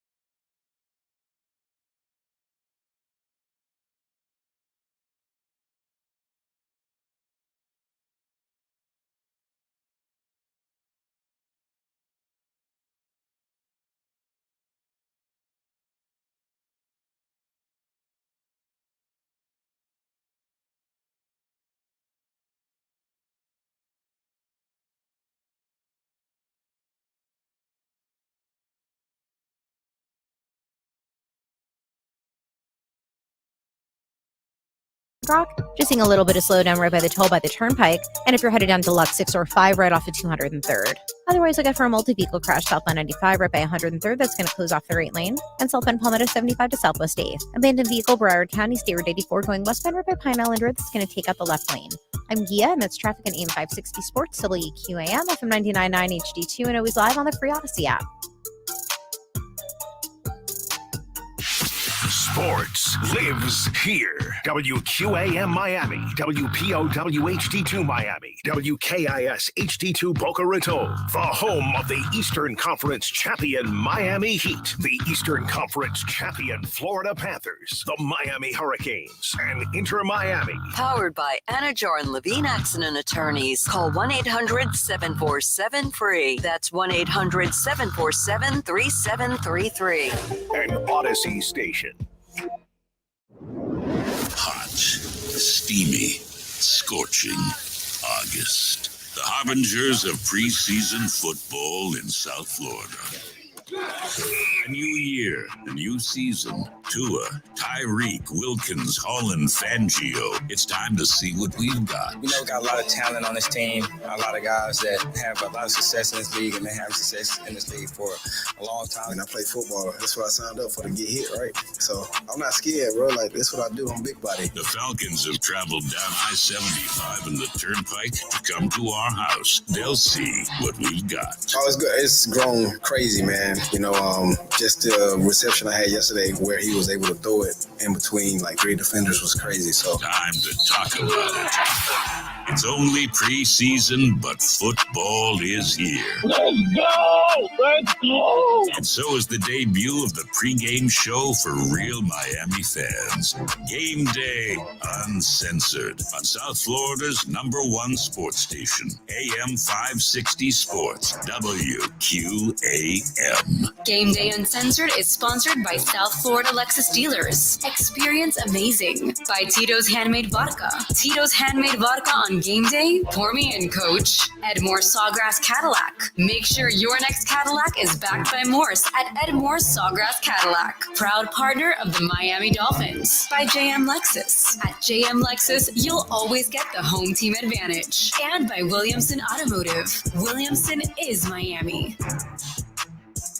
Welcome back, everybody. It is Game Day Uncensored. Tobin here with you alongside Omar Kelly and Solana. We are taking you up until 7 o'clock when the Miami Dolphins will take on the Atlanta Falcons. We will get the Falcons side of things. D. Orlando Ledbetter is going to join us coming on up, covers the Falcons for the Atlanta Journal-Constitution, and get his thoughts on what joint practices were this week. It sounded lively. Sounded like it was lively over there in Miami Gardens between both of these squads as they get the preseason underway. I do want to get this in a fantasy football update, which is brought to us by our friends over at Tito's Handmade Vodka. Tito's Handmade Vodka on game day. Pour me in, coach. Find a cocktail recipe for you and every fan at Tito'sVodka.com. God, I love it so much.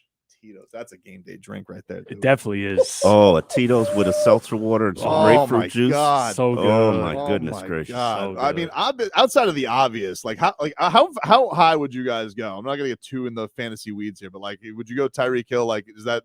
I think Tyreek Hill was my #1 pick last year in the Odyssey fantasy draft. Great pick by me. Excellent pick That by was a you. great pick by me. It was. I bailed this year though on your. I know You did. Omar, are you in fantasy? Because Tobin's not playing, so we need one. I am not a fantasy football player. Dude, you know what happens to me, Omar? I'm like, I like the draft. That's fun. And then it's like 4 weeks in, I'm out, dude. I just lose interest. And then I'm like, you guys just hit me up for my $30 at the end of the year. I'm like, here you go. That's exactly what happened. That's exactly what happened to me. I had a strong 4 weeks, and I'm like, you know what?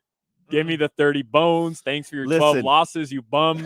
And see you next year. I played 1 year of fantasy football, and I never updated my roster because on game day I'm too worried about the real roster and focus on that kind of stuff. And I'm not paying attention to anybody else's injuries in the league other than the team that I cover. So my friends just kicked my tail. They celebrated every time they kicked my tail. Look at us, we're beating the NFL guru expert. Yeah, beat the expert. I was like, never playing again. Absolutely not. I don't care about this thing. Like, you sound like the perfect new member of our fantasy football You just take league, my Omar. money. Yeah. No, I don't.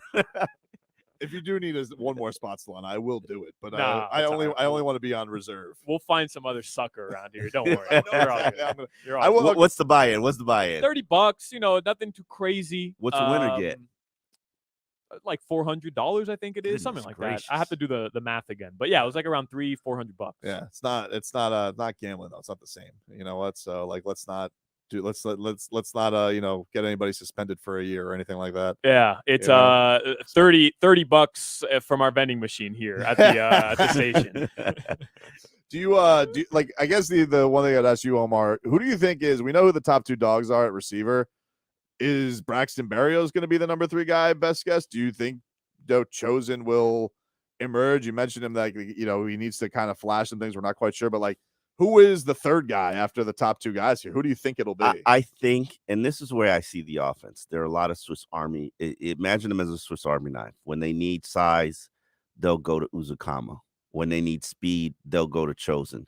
When they need a slot guy, they'll go to Braxton. And keep in mind that both Jalen and Tyreek play the slot. So, and I think Tyreek's best position is the slot, because when he goes in motion and goes inside and then runs option routes or drag routes, what the hell are you doing as a defense? There's nothing you can do. So it would be ideal if you had a Chosen out there as the guy on the flanker position running that deep pattern that Tyreek, and because he's still got the speed to get behind people. If you've seen all these practice highlights of guys beating people, it's been Chosen. It's been Tyreek and it's been Waddle, but it's generally been Chosen. So I think he should be safe. We will see. But if you're going to go to the safe route, go with Braxton, because I think he'll end up with probably 30 receptions. Yeah, it's a cool story. I mean, Braxton Berrios being in Miami, that is Goosey's right there, Solana. The second the Dolphins signed him, you can already envision, right, like his role with this team. We talked about him returning punts. Like, he's good at that. He's always going to establish himself as somebody who's reliable back there. But I was talking about it with Crowder the other day. Like, this guy in the slot, you're telling me with the Lambo and the Ferrari on one of each side, like he seems like the guy that's going to eat. And I just go back to last year. River Craycraft is catching touchdowns, right? Like, if Craycraft is able to do it, no disrespect to him, but man, Braxton Berrios, we saw it here for a long time with UM, and then we all kept an eye on him when he's up there with the division rivals. Yeah, with the Patriots and with the Jets. And don't disrespect River Craycraft, because he was Tyreek Hill's number 1 selection in their wide receiver draft. They had a draft. What is this draft? I heard about this week. What the hell's going on? They have their own competition. There's Team Waddle and Team Hill. There's Team Waddle and Team Hill, and the winner gets to be treated to an all-expense paid dinner. And at Outback.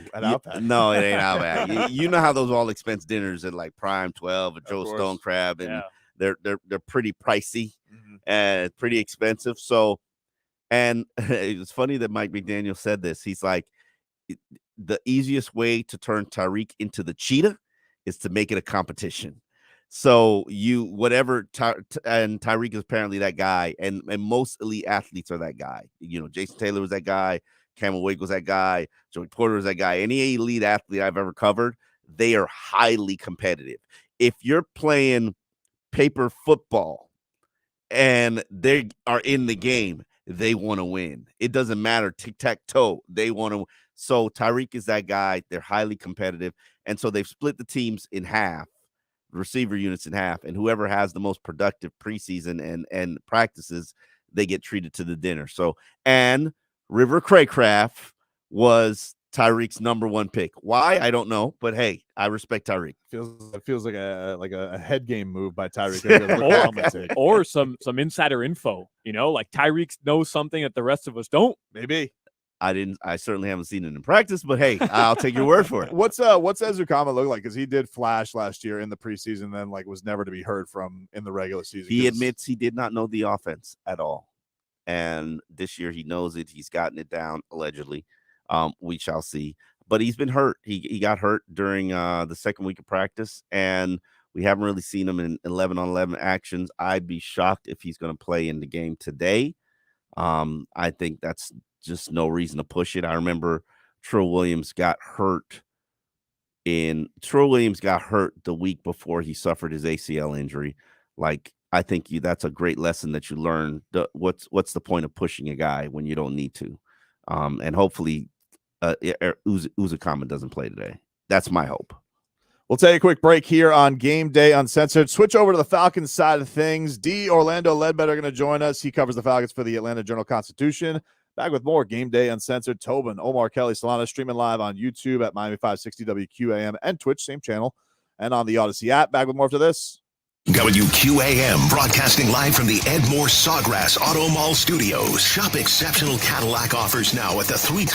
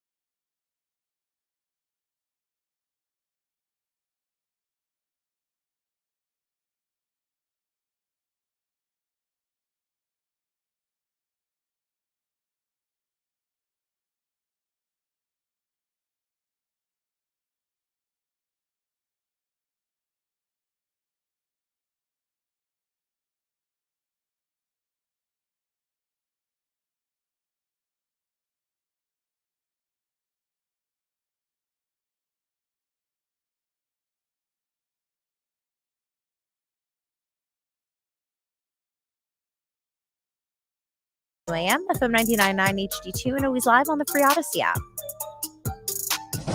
Game Day Uncensored continues on AM 560 Sports, WQAM, FM 99.9 HD2, and always live on the free Odyssey app. Sponsored by South Florida Lexus dealers, Tito's Handmade Vodka, Edmore Sawgrass Cadillac, JM Lexus, and Williamson Automotive. Welcome back, everybody. It is Game Day Uncensored. Tobin here with you alongside Omar Kelly, Alejandro Solana, getting you ready for a little preseason action as the Miami Dolphins take on the Atlanta Falcons. They had a couple of joint practices this week. Let's get the other side of things as we've been talking Dolphins for the past 2+ hours. And go to the Toyota of Hollywood guest line. Shop hundreds of Toyotas indoors in one of America's largest showrooms at Toyota of Hollywood on 441 between Hollywood and Sheridan. D. Orlando Ledbetter joining us here. He covers the Falcons for the Atlanta Journal-Constitution. D-Land, how are you, man? Thanks for giving us the time. Really appreciate it. Sure, no problem. Thanks for having me. What was the impressions, D-Land? The first glimpse of the Dolphins this week. What was your thoughts getting a couple looks at them before this preseason game? Yeah, wanted to see the quarterback, see his future development, see how that was coming along. Watched Tyreek and Jalen. The main weapons were what we were looking at for the Dolphins. Yeah, D-Lad, I told people how exciting that final scrimmage when we went inside the bubble was. Tell the people, describe the action, the fights. Yeah, we had a little skirmish there, nothing real major. Chosen was coming across the field, and Micah Abernathy kind of, was holding him up a little bit, grabbing his face mask, and they went into the wall like an arena football game, and order had to be restored. Would you say that Atlanta's defense kind of exceeded expectations? Because a lot of the grumbling, I would say, from the Dolphin fan was like, oh, they didn't look sharp, and this is an Atlanta team that wasn't that impressive on defense last year. So are they exceeding your expectations in camp, and was that kind of your reaction too, or is it kind of like Tua said, you just got to give them props on their performance? Yeah, that's not last year's defense. They spent $106 million on the defense. That's not all of it. I didn't count on Bud Dupree. That's just Daniel Onyemata, Jesse Bates, and Calais Campbell. So they needed to look a lot better than the 7-10 defense from last year, and they got some football players over there now. So that was good to see for the Falcons. They're not going to get pushed around and getting sand kicked in their face like it's been pretty much for the last 5 years. What do you how much do you think we'll get a chance to get a look at the number 8 overall pick, Bijan Robinson? What do you think his workload will be tonight? And if it's not very much, like what's he look like so far in camp? How has his performance been? Yeah, I'm not expecting him to play, but they did play Kyle Pitts, his rookie year. So they didn't. They didn't play him. They played him the second year. But so I'm not expecting him to play. But he's looked great in camp. They're moving him around, got him doing a lot of different stuff in the offense. And but they're not tackling to the ground, so I'm trying not to get too excited about a guy out there running in gym class type football situation. Yeah, D-Lad was critical of us media members because we out here keeping stats, we giving would-be sacks. D-Lad's like, y'all do that? Y'all play flag football counting stats? Yeah, I have trouble with the new rules and. You're keeping the players safe, but I don't know how to judge if the run was a good run or a bad run. When all they're doing is touching people down and stuff. Going back really quickly to Robinson, though, I was looking at the depth chart that Atlanta released, and then I follow a bunch of Atlanta people on social media as well. How is he slotted as a third running back when he was drafted that high? Everybody knows how good he's going to be. Like, are you as, I guess, shocked by that as a lot of Falcons fans were and a lot of other people around the league? No, that's an old school move. You got to pay your dues. He hasn't played it down to football. How you going to make him the number 1 running back? The oldest guy is number 1. The second oldest guy is number 2. And he's third. He's number 3. And then you got a couple undrafted behind him. So, no, they don't. The folks need to pay attention to football a little bit closer to understand that he's got to start at the back of the depth chart. And, after game one, he goes for 120 and a couple scores, then you can push him up to number one. Dylan, what do you think is going to be the workload, if any, for Desmond Ridder? And if it's not going to be a lot, like, what do you think is the expectations of him going into this year? Yeah, it's not going to be a lot. I think he's going to play next week against the Bengals about a series. That's what Coach Smith did last year with Mariota. Expectations are kind of low for Desmond. He was 2-2. He beat the Cardinals and the Bucs team that were sitting starters for the playoffs. So they didn't let him do a whole lot, and the losses to the Saints and the Ravens. So it's just a matter of, can they go out, play a game, let him manage it, and, try to get it out to the weapons and run the football. See, this is my issue with this whole new 3-game preseason schedule, D-Lad. Is the first game now the fourth game? Is that how we supposed to look at it? Yeah, I think the first and the third are the fourth game, and the second game is the first half of the second game is the third dress rehearsal game. So everybody who bought tickets to this game is basically getting cheated, is what you're saying. Yeah, pretty much. They've been doing this for years, charging full prices for these exhibition games. And, it's a good chance to give them away to maybe some people that, won't get to get down to the stadium and so forth. I know a lot of my friends do that. Some people don't get to go, and, they can gift their tickets to fans that want to see fake, exhibition style football. So you're saying this is a be on the highway by the fourth quarter type of game, D-Lad? Yeah, kind of keep the car running. Unless you got a cousin out there that that's trying to make it up the undrafted route. Other than that, it's a family and friends type of day. So I don't think any of us are expecting Tua to play today. So it's going to be the Skylar Thompson / Mike White show. I know you just talked about Desmond Ridder, but what about Taylor Heineke? Like, what are the expectations around him? He had a couple really good starts prior to joining Atlanta. So, like, what are the expectations? Him to just be a good backup quarterback, or is there a legitimate quarterback competition going on in Atlanta? Yeah, no, he's insurance in case something goes wrong with Ridder. Tyler's had a good, good little career from Atlanta kid, suburban Atlanta kid, went to Old Dominion.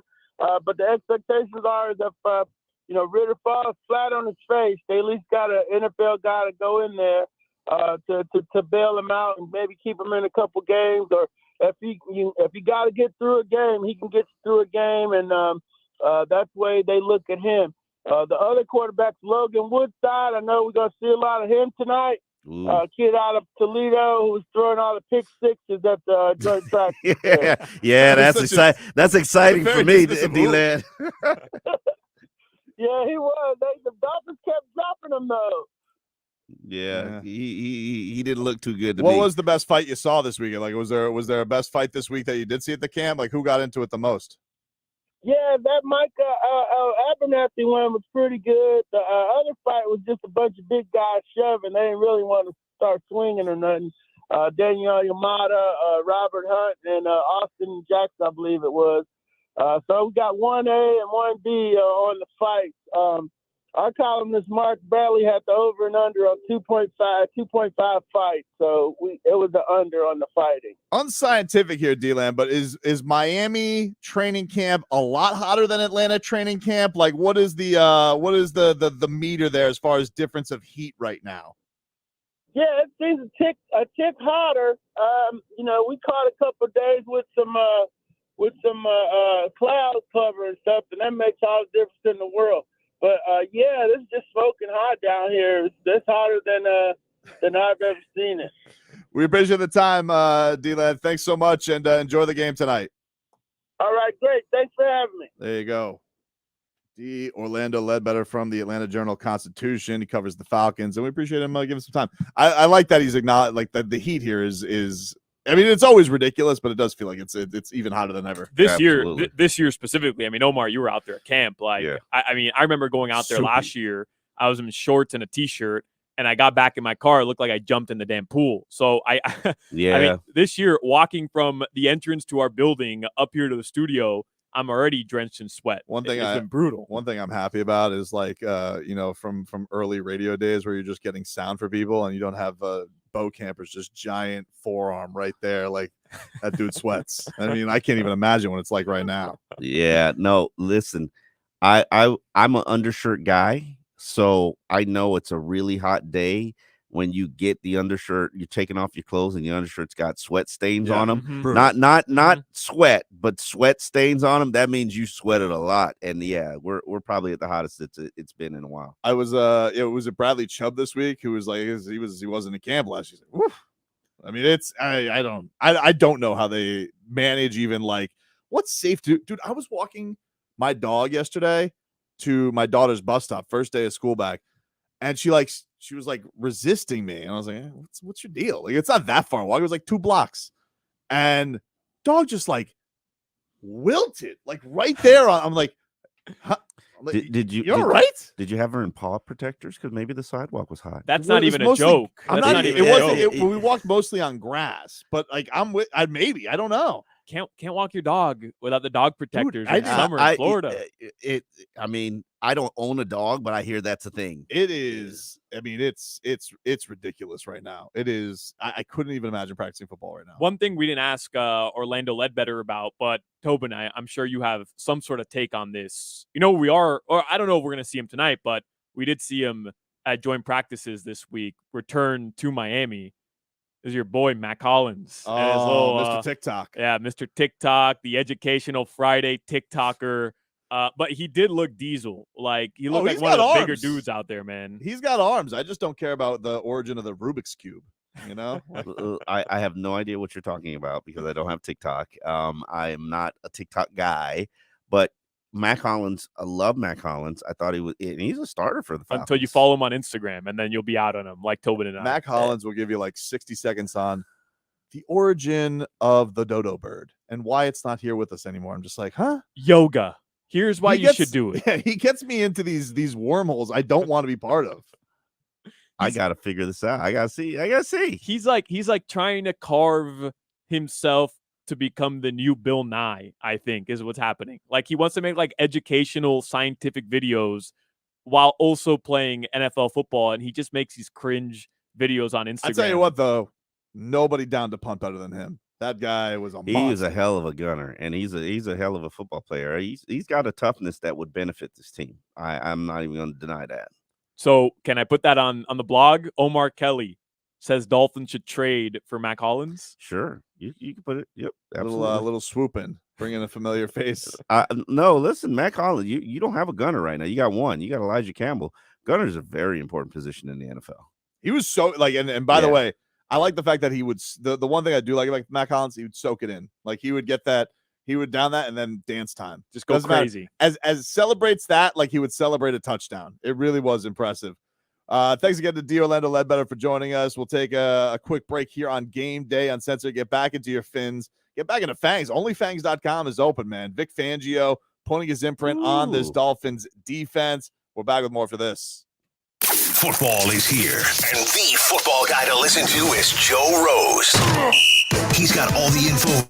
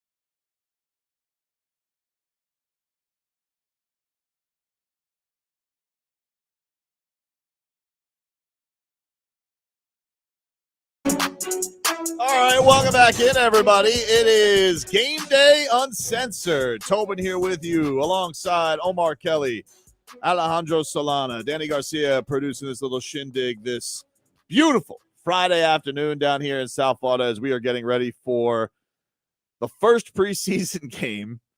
Although we were just handed the list of people not playing, Omar. And yep. I mean, what would you make of this very long list of people not expected to play for the Dolphins? I feel bad for the people who are going to the stadium. Enjoy the tailgating, everybody. Yeah, enjoy the tailgating and have a drink on me, because you're not going to see a very good team or an entertaining team. 30 guys who are scratched either because of injury or they're just too valuable. If the player is generally important, he's not playing, so I'm not even going to list it. The ones that are playing that are important are Liam Eichenberg and Isaiah Wynn, who are clearly competing for that right guard spot. Okay. Because they're not playing Kendall Lamb, who was one of the guys I was excited to see. And I understand why they're not playing him. I think he's established himself as a pretty valuable piece as a swing tackle. Why chance it? Maybe he's even battling an injury. They're not even playing Dan Feeney, and I know he's battling an injury. He's always wearing a compression sleeve, so something's going on there. Liam Eichenberg, Isaiah Wynn, Austin Jackson on the offensive line. That's really all you could look at and pay attention to, because those are the guys that are really competing for positions and roles. The safeties, except for Javon Holland, are all playing. That's very interesting from the standpoint of, as you heard from Vic Fangio, he doesn't like any of them. I mean, let's just be honest. Vic Fangio was like, I don't like any of them. And, Channing Tindall and Aubrey Miller, they're going to have to start. And here's the reason why they're going to have to start. There's nobody else in their unit. So a lot of reps. They're starting and they're finishing the game. It's a sink or swim game. Yeah, pretty much. Channing Tindall, you want to be on this roster. How about you make some plays here? And I will be counting the tackles along with the false steps. Tight end, Durham Smythe is the only one that's actually not playing. And in the fullback, Ingold is not playing as well. So we're going to get a lot of action from Eric Saubert and Tyler Croft and Elijah Higgins and Julian Hill. And obviously the two quarterbacks are playing, Mike White and Skylar Thompson. They're probably going to play half each. So if you're tuning in today, you're going to definitely want to see what the backup QBs are doing for sure, even though they have no linemen in front of them. They do have Braxton Berrios and Chosen. Well, of course, you got to have Mike White and Braxton Berrios. You got to have them together, that tandem. Mike's like, I'm not playing if Braxton ain't out there with me. Exactly, dude. Yeah. But, the Dolphins uniforms will be out there, everybody. Jeff Wilson's not playing, Raheem Mostert, but you will get to see Devon Achane. You'll get to see a lot of I honestly think that's the thing I'm most excited about. He'll start, right? No. Him or Ahmed? It'll probably be Ahmed. Ahmed's ahead of him on the depth chart. And this is really I like Ahmed when he does not have pads on. When he has pads on, he just vanishes into thin air.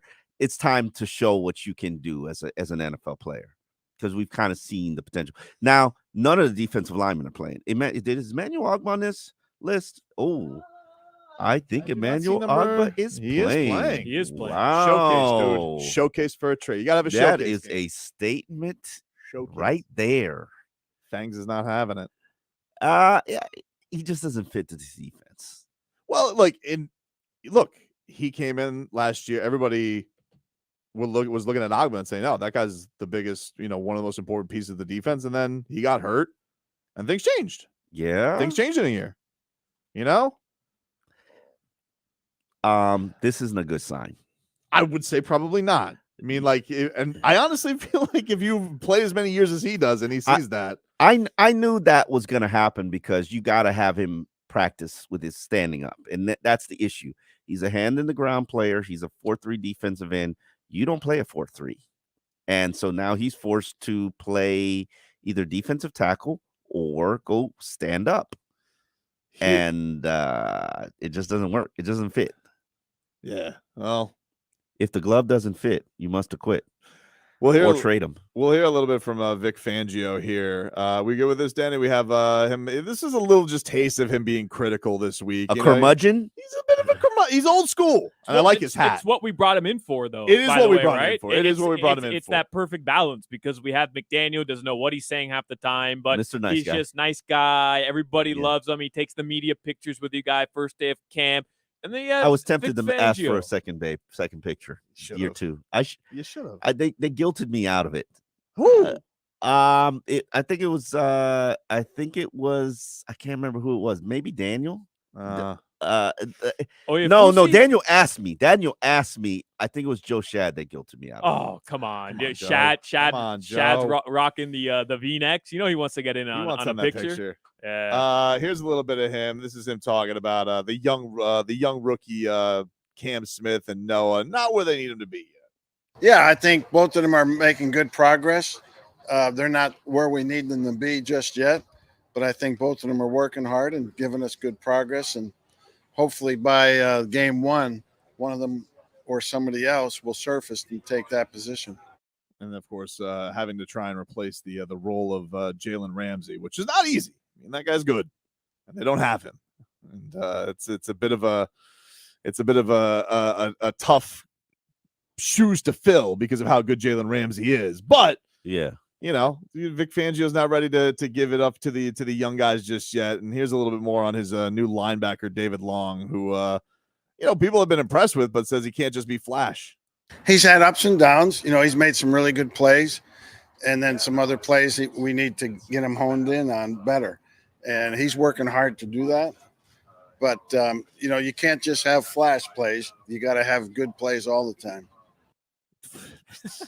That to me speaks to Vic Fangio to a T.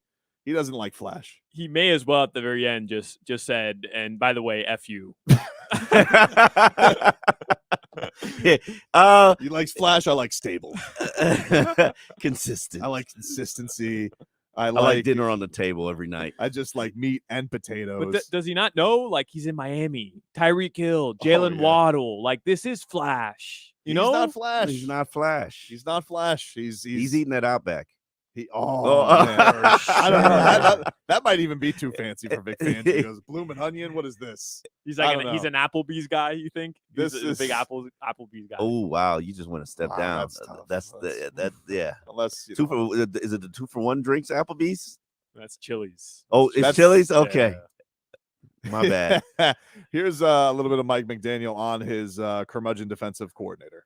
I didn't enter into the into the marriage like, there's another guy exactly like me.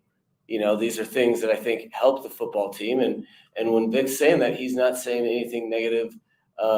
He's being bottom line that you have to earn jobs, which I agree with. How do I feel about it? I feel like he's Vic Fangio, exactly who I'd hope he'd be. I was hoping he wouldn't come here trying to impersonate me, because that'd be terrible. We want Vic Fangio, not older, wiser Mike McDaniel. Also be like, that's a lot of long press conferences. If you had an older version of Mike McDaniel, oh my God, I mean, that's going to be a lot of talking, dude. I mean, it's but like, what's funny with Mike McDaniel, like listening to him, because he I don't know, when he was talking about, what did he go, 4 minutes straight on that practice that he was just disappointed with this week? Like, he gets on rants. But you could tell he doesn't want to go to ripping. Yes. But he's bothered. The dude is bothered. Yeah. I feel like, he should just have Fangs as a mouthpiece every now and then. Just be like, offense, bums. Not good enough. He's like, it was great. I want to be average. Yeah. I was like, hey man, just let loose, Mike. I guess when you have it's just not his personality though. I get it. Look, he doesn't want, but it's also once you go into I am super positive player guy, then it's almost like I don't know if he doesn't want to go ever to ripping, because it's it's football. Football is very negative. There's a lot of negativity in football. I think that they have the opportunities to be negative in film session and corrections on the field. I've seen him get into players now. I saw one exchange during training camp where he got into X's face and he about something that happened. I never got to the root of it, and plus it's X, so it's like, okay, what are you gonna do? You're not gonna do nothing. So X don't play that. And so it's interesting to see his personality and see, but that's the thing, and we can get into this Eric Bieniemy talk. I've covered college athletics for a decade before I came here and started coming to pro. So I've done 25 years, and the breed of athletes have changed. Athletes don't like to be criticized anymore. You cannot criticize an athlete anymore. And, it doesn't sit well with them. And so imagine how a coach has to feel when their job is to be critical of you. Mm-hmm. And, the barking at players like Eric Bieniemy does, that's not going to fly with today's athletes. And I think that's part of the main reason why he hasn't had a job. And now you've got his head coach, Ron Rivera, sort of putting a spotlight on it. It is an interesting thing because he's had like this cloak of Andy Reid, who like everybody has the unanimous respect for, but also kind of has like he's a genius and he's obviously great, but he's kind of like jovial and will run into the locker room, and so he kind of has that cloak of it you don't really get to see. So it is interesting. Ron Rivera, another one of those guys like Tua, just very honest. Just will always just kind of put it out there, of how it is. See, here's the thing about it, and people wonder why he put that out there. He probably was told that the question was coming because some reporter probably knows what's going on inside his locker room and knows get ahead of the story before it comes out. But I mean, it did make it worse. It did for sure, because then it becomes a soundbite. It becomes a headline. It becomes a thing. But I don't think McDaniel's approach to how he handles his relationship with players and how he discusses them publicly is based off the fact that athletes have changed. I just genuinely believe that's his character. That's the way he wants to approach things. You know what I mean? Like certain coaches may approach it that way now because athletes don't want to be criticized. There's so much more pressure from social media, et cetera. But I just think McDaniel is that guy. Like he's not going to throw his guys under the bus when he's talking to the media. He'll probably just handle it behind the scenes when he's talking with them one-on-one. And he's not going to raise his voice at a guy when he's talking to him one-on-one. He's just not. Like he's going to talk to you. He's not the yelling coach. He's not. He's not in your face, rah guy. And he doesn't have to be. We saw it last year. I'm just going for his mental well-being because I just feel like sometimes it's good to just say what you feel. And I feel like with him, I was listening to him this week and I'm just like, man, he's really just not happy. Why doesn't he just say that? But he's like, and I love him. I love his weirdness because of his McDaniel quirkiness, but like you could just tell he just wants to say like, not happy where things are, wish they were better. And yet it's always kind of like a tiptoe of, well, I mean, if average is what you're doing, then we're doing stupendous. And, and then we're doing fantastic.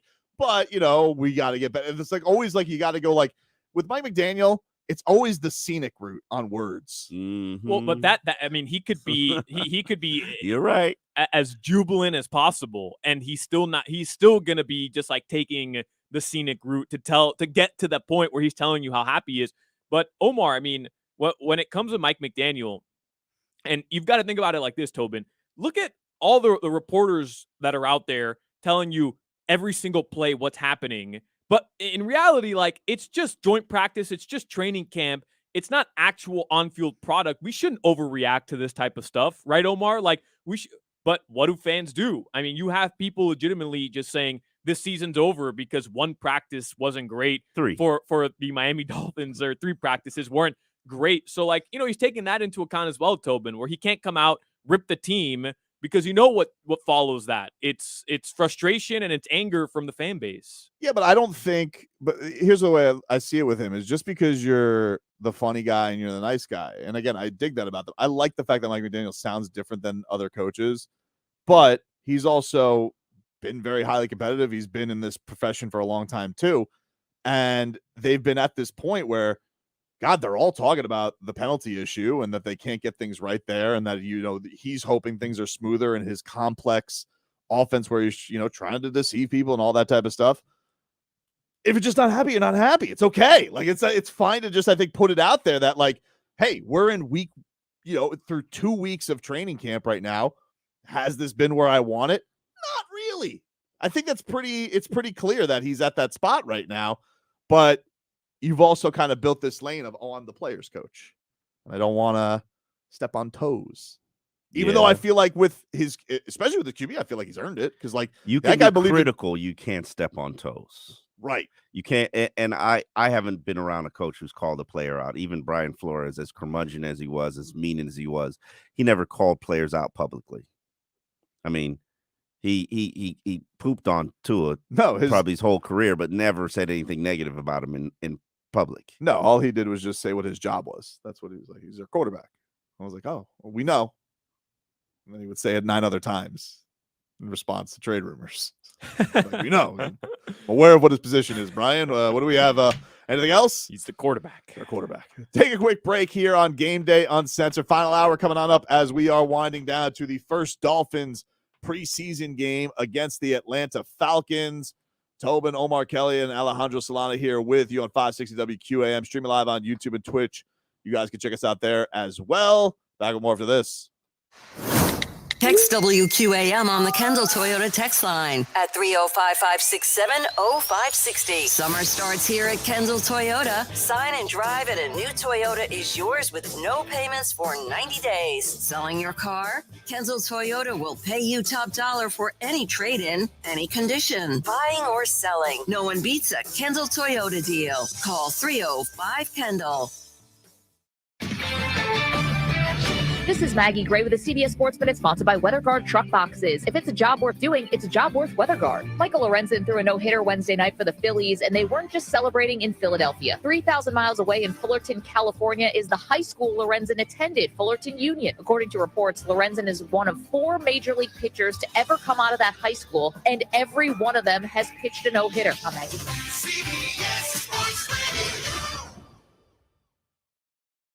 WeatherGuard, the name that stands for unmatched security in truck boxes, is now making a name for itself on the NASCAR Craftsman Truck Series circuit. WeatherGuard is the official sponsor of the safety and security work crews at Speedway Motorsports tracks across the country. Engineered to meet the demands from job sites to race sites, WeatherGuard truck boxes feature double welded seams, weather-tight seals, and high security latches and locks. If it's a job worth doing, it's a job worth WeatherGuard. Learn more at weatherguard.com/truck. At Grainger, we're for the ones who pay attention to every little detail. The ones who fuss, tinker, and sweat the small stuff. Because you know the tiniest thing can make the biggest difference when it comes to keeping business moving. We get it. We're the same way, offering access to product experts to help you quickly and easily find what you need. So whatever your industry, you know you're always getting professional-grade products. Call, click Grainger.com, or just stop by. Grainger, for the ones who get it done. Here's Kenny Sager from Austin Burke with some big news. Hey guys, it's been about 2-3 years, but we're bringing it back. Yeah, we're bringing it back. The greatest sale we ever had. At Austin Burke. That's it. We'll do it in August because we have so much inventory that came in early. We're blowing goods out. Savings on top of savings. Like $1,000, $1,200 suits. You spend $1,000, you get one free. You spend another $1,000, you get 3 more. So you get a total of 5. Now that's a sale. I don't want to count the inventory at the end of the month. And this has been extended for 1 month, right, Kenny? And this is it, guys. I told you it was the end of July. Well, we extended it. We got great values, great fit. I want to give it to you. What kind of deal is this? I want you guys to come in. We're going to have a blowout. Only pay for 2. You get 3 free. Yeah, all the best. My designers, everything. Nothing held back. No curtains, no nothing. At Austin Burke. Get yourself into Austin Burke. 2601 Northwest 6th Avenue in Miami. Flanagan's. It's Rib Fest. Legendary meat falls off the bone baby back ribs. Discounted all through August. That means all Flanagan's rib entrees. Full rack, half rack, ribs and wings, ribs and shrimp, ribs and chicken, everything. Including Joe's Rib Deals. $1 off ice cold Samuel Adams pints and bottles all day, every day. You can still go out to eat. All Flanagan's locations are featuring Joe's $6.99 lunch with a purchase of a beverage. Choices like a whopping 10-ounce burger, 10 chicken wings, soup and sandwich, soup and salad, barbecued chicken sandwich, barbecued half chicken, crab, tuna, or chicken pasta salad. Every Monday through Friday, 11 a.m. till 4 p.m. Flanagan's has slashed prices on all Joe To-Go beverages. Have a few ice-cold beverages with your ribs. Must-have drinks at can't beat prices. Flanagan's. Life the way it should be. Tito's Handmade Vodka on game day? Pour me in, coach. From a seat in the stands to the best seat on the couch. Root for your favorite team with your favorite team spirit. No matter who's on your roster, lineup, or lucky jersey, make Tito's your first round bottle pick. Whose house? Tito's house. Find cocktail recipes for every fan at Tito'sVodka.com. 40% alcohol by volume, namely 80 proof. Crafted to be savored responsibly. Enroll today in any of Miami-Dade County Public Schools' technical college's 60 active high-wage career training programs, and you'll prepare with hands-on training and skills to accelerate advancement into the workforce. Programs offered include automotive service technology, practical nursing, cosmetology, and many more. Fast-track your career path the affordable way and begin earning $50,000 to $100,000 annually. Call 305-558-8000 or log on to careerinayear.com to learn how. University Dodge, Florida's #1 volume Ram truck dealer. Make this the summer. Get up to 25% off MSRP or 1.9% APR on select new Ram 1500 trucks between Griffin and Sterling on University Drive in Davie or universitydodge.com. Attention taxpayers. If you or your business owe the IRS back taxes or have years of unfiled tax returns, the IRS has greenlighted billions of dollars in tax relief to those facing financial hardship through its tax relief initiatives. If you have a delinquent tax problem and possibly facing wage garnishment, liens, levies, audits, or already in a payment plan, you may now qualify for significant relief. Qualifying and enrolling in this program could stop all collections, settle your tax problem, and may even reduce what you owe by up to 99%. Call the hotline at Tax Help USA to see if you qualify and receive your free tax assessment by dialing 800-210-1005. If you or your business owe back taxes to the IRS or state, you can now get the help that you need during these hard economic times. Get your free tax assessment to see what you qualify for by dialing 800-210-1005. 800-210-1005. That's 800-210-1005. Hi, I'm Henry Winkler. My eyes are very important to me. My eyes connect me with things I love. I loved my late father-in-law dearly. He always lit up a room, but his vision dimmed with age. He had age-related macular degeneration, or AMD. And since partnering with Apellis, I've learned there's an advanced form of the disease called geographic atrophy, or GA. His struggle with vision loss made me want to help others know about GA's warning signs. For some, straight lines seem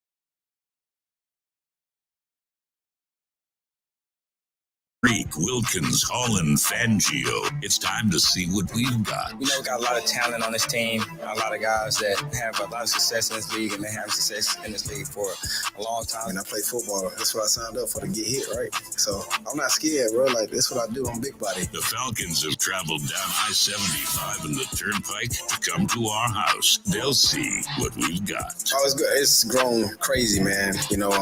Just the reception I had yesterday where he was able to throw it in between like 3 defenders was crazy. So time to talk about it. It's only preseason, but football is here. Let's go! Let's go! And so is the debut of the pregame show for real Miami fans. Game Day Uncensored on South Florida's #1 sports station, AM 560 Sports, WQAM. Game Day Uncensored is sponsored by South Florida Lexus Dealers. Experience amazing by Tito's Handmade Vodka. Tito's Handmade Vodka on Game Day, pour me in, coach. Edmore Sawgrass Cadillac. Make sure your next Cadillac is backed by Morse at Edmore Sawgrass Cadillac. Proud partner of the Miami Dolphins. By JM Lexus. At JM Lexus, you'll always get the home team advantage. And by Williamson Automotive. Williamson is Miami. All right, welcome back, everybody. It is Game Day Uncensored. Tobin here with you alongside Omar Kelly and Alejandro Solana, getting you ready for Dolphins and Falcons preseason game #1, the lone preseason game at Hard Rock Stadium. Dolphins next week will be in Houston, and then we'll wrap things up against the Jacksonville Jaguars, which seems like a tradition. I feel like always Falcons, Jags, and then like one random team. Preseason's not for travel, dude. No, it's not for travel. No, it's not for travel. That's not what they're doing. A lot of guys not playing today, everybody. Yeah. A lot of guys not playing today. You will get a look at, I mean, we did mention we've done the talk on the rookies. So, I mean, HA for me is like, that's what I'm tuning in for. That's what I'm hoping to see, some sizzle. That's let me give you the reasons to tune in. Mike White, Skylar Thompson, there's still a battle. Evaluate that. If Skylar Thompson comes in the second half and lights it up, maybe he gets back in the mix. Who knows? Watch A-Chain. Watch Savon, too, because I'm telling you, they're comparable backs. Robbie Chosen is playing. Braxton Barris is playing. So those two receivers have some weapons. This tight end competition, anybody can make this roster, man. I don't see anybody worthy of it, but maybe they show up during game day. We'll be looking at Liam Eichenberg, Isaiah Wynn, Austin Jackson, Lester Cotton. They're playing and they're all competing and contending for starting spots. Cedric O is trying to be a backup. Defensive line, Brandon Peely. He's a young, trending upwards guy. How does he play? Emmanuel Ogba. This is one of your top 10 highest paid players on your team. He's actually playing today. Yeah, that is wild, dude. Showcase game, baby. Yeah. Showcase game. See him out there. Anybody want him? Anybody? The Stangs want him. Listen, no. You make the right offer, you might be able to get yourself a starting defensive end. And I'm talking right offer means a lower third round, third day pick. For sure. That's and you know what? You're not, this isn't you're gonna get a high quality currency because the salary's too high. And it's not that he's a bad player. Don't think that he's a bad player. He just doesn't fit what this defense wants to do. Yeah, the things have changed. And that's not even one I can really get at them about, because when Ogba was coming into last year, you're like, of course you pay Ogba the way that he was playing the year beforehand. Absolutely. So sometimes things just switch up. They switch up. You try to do the whole continuity thing and keep it with Boyer last year, flamed out, and now you're going in a new direction with Fangio. And so I can't kill them for that. And then you've also got the cornerbacks, Noah Igbenogany, Cam Smith, Eli Apple. They're all playing. You're going to be able to. Cater's not playing. Howard is not playing. You're going to get to see. I'm curious who's going to be that nickel. How about Cater Kohu, huh? Undrafted to not playing in the first game. Crazy. That's status right there. Well, we're looking for the next Cater Kohu tonight, right? I mean, essentially, because made such a big splash last year, was undrafted, made himself really somebody that the Dolphins needed last year, especially with all the injuries. And then that was the first guy X mentioned is like guys who like really impressed him in the offseason. Like he was praising Cater. He's been impressive. A little bit handsy, but he's been impressive. And safety, open competition for whoever wants to be paired with Javon Holland. And Deshaun Elliott's playing. Brandon Jones, I don't think he's playing. I think he's on the list of guys that aren't playing. Brandon Jones, he certainly is. Yeah, he certainly he's on the is. list. Keon Crosson's on the list of guys that aren't playing, and those are injury related. Justin Bethel is on the list of guys that's not playing, but everybody else is playing. And to me, a guy to watch, if I'm gonna tell you, it would be Elijah Campbell. Watch to number 22. He's back there, and I think he's starter material. But like to your point about if you're tuning in tonight, like, look, we knew Tua wasn't going to play, and like there is, like, I'm intrigued with this. Skylar Thompson killed it in the preseason last year, and if he is in a battle and he does feel like he gets snatched up, like, look, that guy came out of nowhere, got a roster spot last year because he was so damn impressive. You're like, someone's going to snatch this guy. Yeah, you couldn't just put him on a practice squad. Maybe after you got some regular season snaps, that would have changed. But like, people are dying for quarterbacks, and so he's got the leg up on. This is my second year here. Mike White's got the leg up on the money. I don't know what the tiebreaker is. I feel like the money's the tiebreaker. Like, I feel like he has to blow Mike White out of the water, but I don't know. He does have to blow Mike White out of the water. That's just the realities of it. I think all three are going to be on the 53-man roster. All three are going to be active for the games because of the new quarterback Yeah, rules. you get to have a quarterback now. Yeah, that doesn't count against the 46. So they technically don't have to declare who the number 2 quarterback is. Right. I think you do, though. I think so. I think it's important to have that one guy, just given Tua's durability issues. I know you don't want to keep going back and harping on it. I'm just saying when you don't bring up the Tua, it's like when I'm talking about projections of the Dolphins, like I just assume I'm always saying it with the mind of I'm assuming Tua is healthy. Okay, but it's a tough assumption. I'm not denying that. It's a story. It's a concern. But just know, like, when I'm projecting it, I'm always saying with the hope that Tua stays healthy. But I want to know who the backup is going to be, who the actual backup is going to be, because more likely than not, they're going to start a game this season, at least 1 or 2 games, right? And that's me being modest about it. Now, I don't think you do have to explain. Like, I've talked to several mixed martial artists that think this is a great idea. Okay, including his fellow Hawaiian Max Holloway, maybe the greatest UFC featherweight of all time. Please explain to me why this is such a great idea from the mixed martial arts community, dude. Because let me know. The whole point of jiu-jitsu, Mm-hmm. one of the things it is slamming. And one of the things that, like, when you're in spots and you want to get taken down on things, the whole thing is you're trying to brace yourself from a fall. So all of Tua's hits last year were on the back of the head. That's where he got hurt. It was not like blows to the head, one of those vicious, like, oh my God. Maybe the Cincinnati one was. That was pretty vicious. But like, you remember the one with the Bills one where it was a quote unquote back injury where he wobbled. It was like, oh, he fell back right on the back of his head.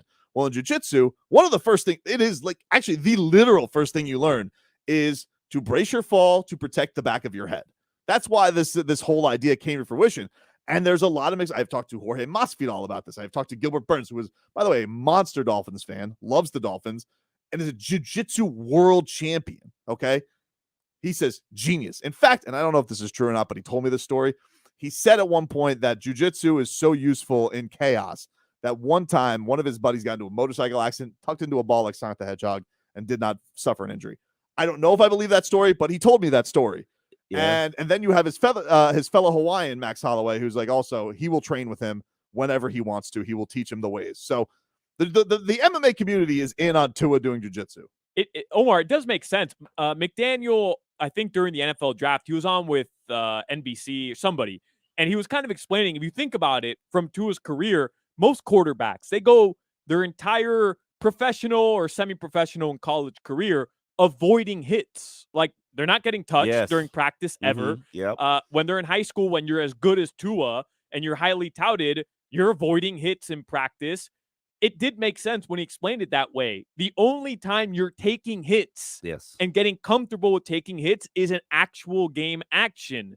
And if you don't, because you played Alabama and you're normally the best team with the best offensive linemen, not taking hits, you get to this level and you have to accustom yourself to knowing how to take hits. And Tua just never did. He never learned how to properly take a hit and protect himself from getting hurt. Now, you go back to that Bengals game, should have thrown the ball away 10 seconds before he was even touched. Always a thing with that. That's always a thing. But in terms of him knowing how to land, like, I'm cool with him finding ways to help himself. That was another thing that he was too honest about. that was another thing he said.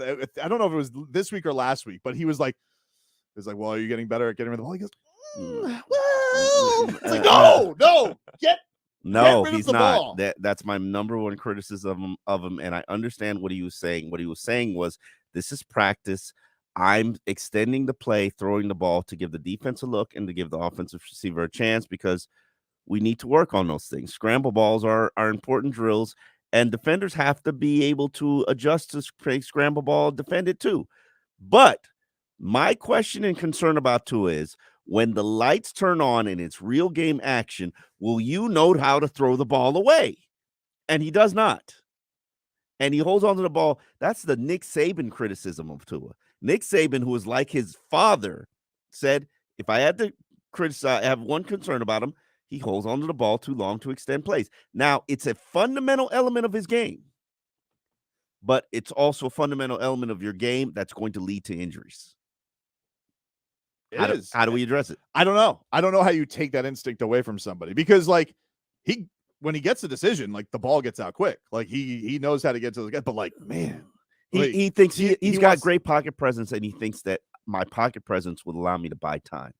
And, yes, it does allow you to buy time, but it also allows you to take some brutal hits. Remember in his first game back, I don't remember who it was against, but he missed all that time with the first concussion. He comes back. Remember, he bulldozed somebody on his first run play, picks up the first down, and actually like bulldozed somebody over to get some extra yardage. Like, it's not just that how do you take away the fundamental aspect of him knowing when to throw the ball away, but also understanding that he can't take hits. Okay, like he's not Josh Allen. Okay, but also super swole now. And he's got the tattoo. The tattoo. So that's not going to make you feel like less of a badass. That's right. That's going to make me feel like I want to run people over and take hits even more. These are not the behaviors of somebody who wants to not get hit. I'm going to get more jacked and I'm going to get cool ink and I'm taking martial arts. Does any of that sound to you like I want less conflict? Because to me, that sounds like a guy who's going through more conflict. He's an MMA trained now. He's got jiu-jitsu under his belt. Jiu-jitsu. He wants to smoke. Mm-hmm. He wants to smoke. Muscles, tats, jiu-jitsu. So play him in the first preseason game. Nah. That's like play him in the first preseason game. Nah, that's not going to do anything. This is so ridiculous. I mean, I was telling you guys during the break, like, I get it, but if I'm a Dolphins fan in the car right now, driving out to the game, your only preseason game of the season at home, and you don't get a home game until whatever is, September 20th, week 3. I mean, you're pissed right now. You're going to go watch nobody. You get to see a chain. And you get to see, Mike White. Give me Tua, one drive. Kid done good. Give me the starters, one drive, 3 plays. Nah. 3 plays. Why chance it? Who cares? Chance it. Come on. You know what I would do? What do you want to see him for 2 handoffs? 2 handoffs and then one 2 handoffs and one pass incomplete, and that's it. They walk off the field. And guess what? People are going to be pissed. Oh, that first series wasn't good. Starters didn't look great. Who cares? At least you got to watch them for one drive. You just opened me up for criticism. No, thank you. Too scared of Eichenberg.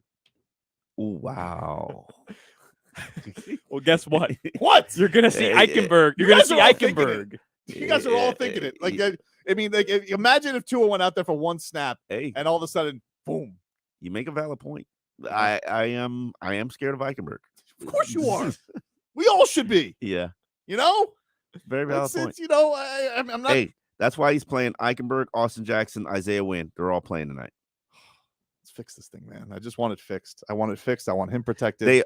Listen, and it's valid reasons. Eichenberg's been struggling. Isaiah Wynn's never played left guard in an NFL game, and Austin Jackson, while he has shown progress in camp, he played 66 snaps last year. Yeah, it's his birthday. You cannot play on your birthday. Is it his birthday? It's his birthday. Big game, what is he? A big 22? Big game I coming. don't know. I think he can drink. Omar, you've been covering the team for 15 plus years. How the hell in my entire lifetime have the Dolphins never solidified the offensive line? Tell me. Now they did 2016, the Unicorns, and 2008 when you made your 2 playoff runs. The offensive line was that solid. also the year? Was that also the year that they had like that Pouncey never practiced either? He couldn't was that the year? 16. He didn't finish the season 16, I believe. I think he suffered a neck injury. But that was the year you had a white powdery substance snorting Mhm. offensive line coach Yeah. who is no argument the best offensive line coach in the NFL. Listen, he wouldn't have a job still if he wasn't.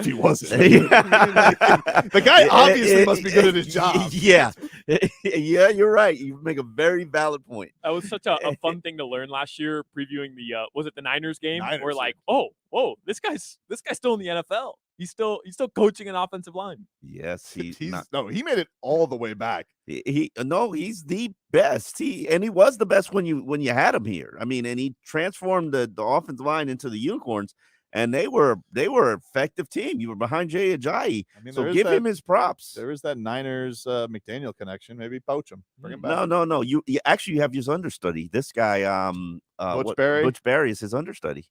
That's why Butch Berry's here. I know, but you know what the thing that scared me about Butch Berry? That he ran the Canes offensive line at one point, and they were horrible. I don't know anything about him, to be fair. I'm just saying that's on his resume, and that scares me. He's the byproduct of that 49ers system. He's been the underling of the best offensive line coach in the NFL. And while he was a disaster in Denver, everything was a disaster in Denver. The big criticism about Butch Berry is has a very abrasive coaching style. And hey, maybe this group of young men, they need to be rubbed a little bit by sandpaper, because in Liam Eichenberg, if you don't get it done, I mean, you're an NFL journeyman from this point out. We'll continue on with Game Day Uncensored here on 560 WQAM. Back after this. Hey, want to see the ugly mugs that go along with our melodious voices? Do I have to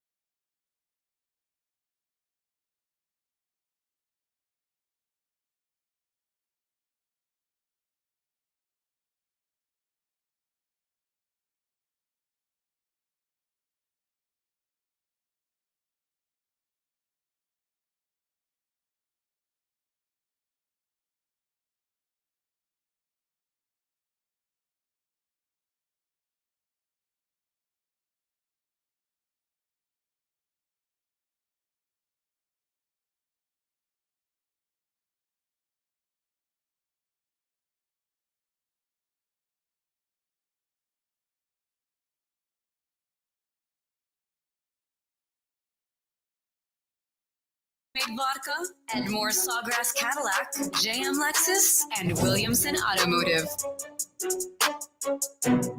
Welcome back, everybody. It is Game Day Uncensored here on WQAM. Tobin here with you alongside Omar, Kelly, and Solana. We're getting ready for some preseason action as the Dolphins take on the Falcons. And we are streaming live on Miami 560 WQAM on YouTube and Twitch. If you guys want to watch the show, you guys can do it there. You can also get us on the Odyssey app.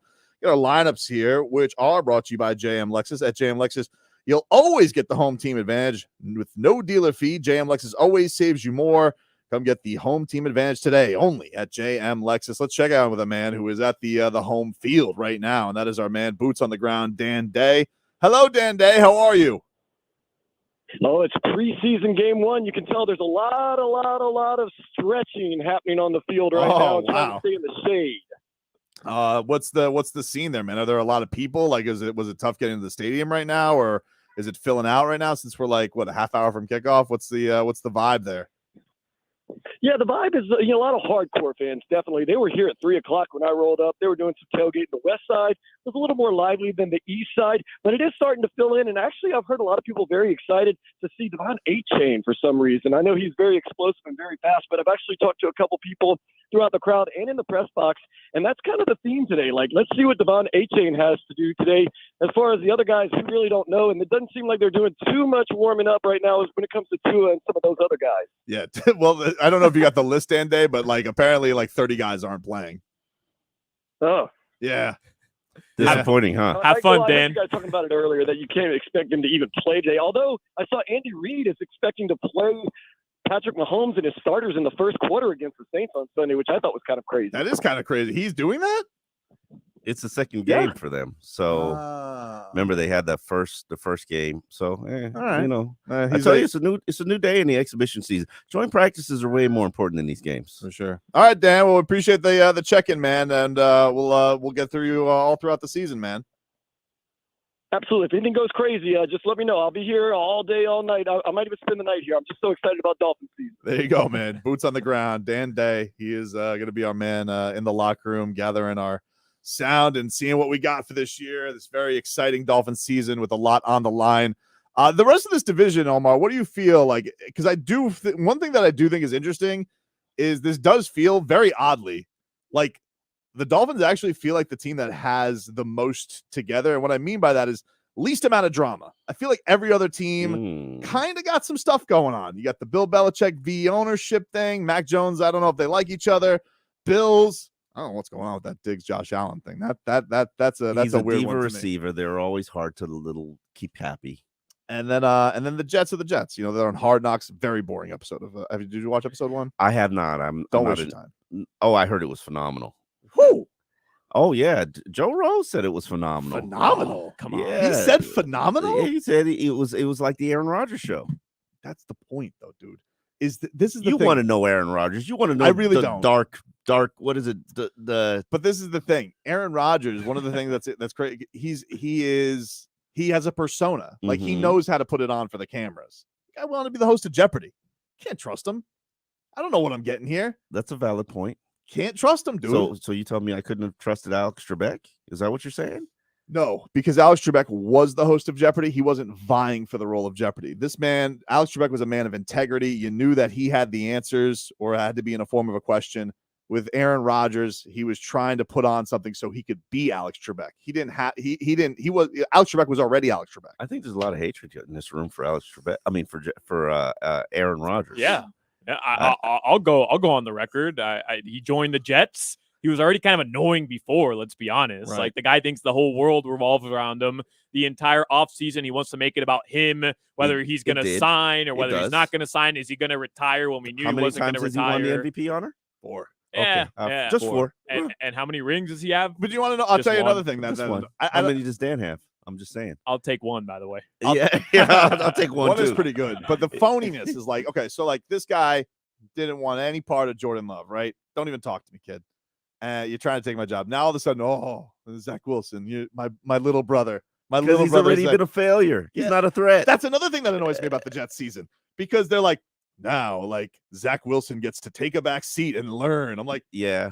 That's a funny way of saying flame out as a bust number 2 overall pick. Well, hold on. Flameouts can look at Geno Smith. Flame out, right?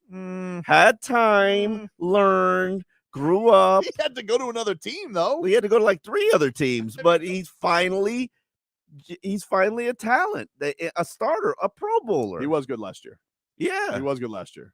So very rare, though. I don't know what Zach Wilson. Wilson. It's not your fault. Yeah, I mean, I don't know what Zach Wilson can be and can become, but sitting 2 years and learning from Aaron Rodgers can't hurt you. Can't hurt you. And maybe in year 5 or 6, you'll be the talent that they thought you would be. Nah, they'll move on, dude. It's not gonna happen. Yeah, I mean, you're probably right. It's not gonna happen with him. Come on. You know how he's gonna. This is gonna. Now he'll. This is the thing that's gonna drive you crazy about it. He'll be in the league most likely as a backup for like the next 7 years, probably getting like $5 million a pop. I don't know. So good way to make a living. Right. Yeah, good way to make a living. But no, you know. Somehow though, I feel like he's better than Mac Jones, and I say that confidently. Like I think Zach Wilson's a bum, but I think Mac Jones is a bigger bum. And Omar, here's my conspiracy. By like week 8, Mac Jones, Bill Belichick, they're just going to hate each other so much. Mac Jones is going to be throwing games on purpose, but just because he just hates Bill, he wants to stick it to Bill Belichick. Oh no, he's not going to harm his career. No, that's not going to happen. But I do think whenever there's this underlying currency that the backup might be better than the starter, it's usually coming from the defensive players, and I think they'd prefer Zappy. And I'm curious to see where this goes. Didn't they do that last year? They went with Bailey Zappi at one point, and he had like one good game when Mac Jones was hurt, and then they tried to play him again the following game when Mac Jones was back on the active list, then they had to go back to Mac Jones. It happened with Mike. I mean, the entire audition for Mike White being on the Dolphins is because everybody loved Mike White and did not like Zach Wilson. That's correct. They loved him. You know, there were T-shirts, dude. Yeah. Oh yeah. I wonder if I could get one of those T-shirts. You want a Mike White T-shirt? I don't know. I feel like Braxton Barris has the template. He's got it somewhere. You might be right. Braxton is pretty good marketing. Yes. They're very entertaining. That whole group, Jets group, Dan Feeney, Mike White, they're kind of entertaining. So Braxton Barris. Are the Dolphins the best team in the AFC East? No. Do they have the potential to be the best team in the AFC East? Yeah, sure. They do. Because I think Buffalo takes a step back because they lost their defensive coordinator. They lost some key elements of their defense. Now, does that mean that they're going to be a 12-win team or a 10-win team? I don't know. But can you guarantee me that the Dolphins are a 10-win team? Can you guarantee me that they're a 12-win team? I think I can guarantee you they're a 10-win team. Okay. I think I can. You're comfortable enough. I am comfortable. They got 6 guys. Sell it to me. They got 6 guys in the top 100, which is among the elite teams. Like you saw Eagles last year. Was it 6? Yeah, 6. I mean, Jalen Ramsey is hurt now, so I guess we got to go 5. But he'll be back. Hold on. Tyreek, Ramsey. Yep. Waddle. Tua, Armstead, Tua.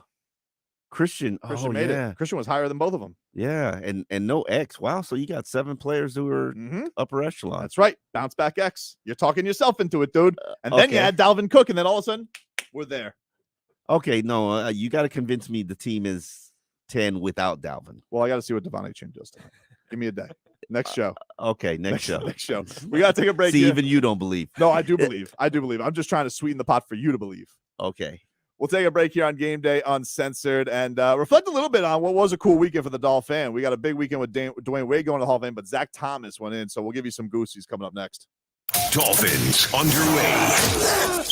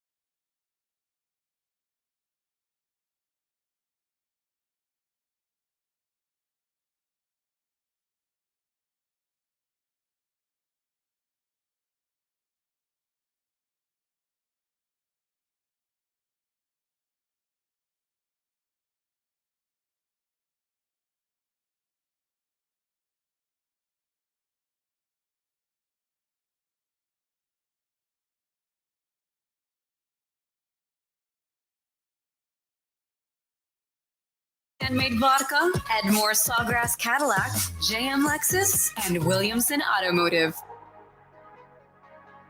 All right, welcome back, everybody. Game Day Uncensored here on 560 WQAM, streaming live on the Odyssey app, and, of course, on YouTube and Twitch, Miami 560 WQAM. You guys can get us there, watch us there, and check it on out. Dolphins getting ready to take on the Atlanta Falcons at 7 o'clock. Their lone home preseason game so far. A lot of guys are out.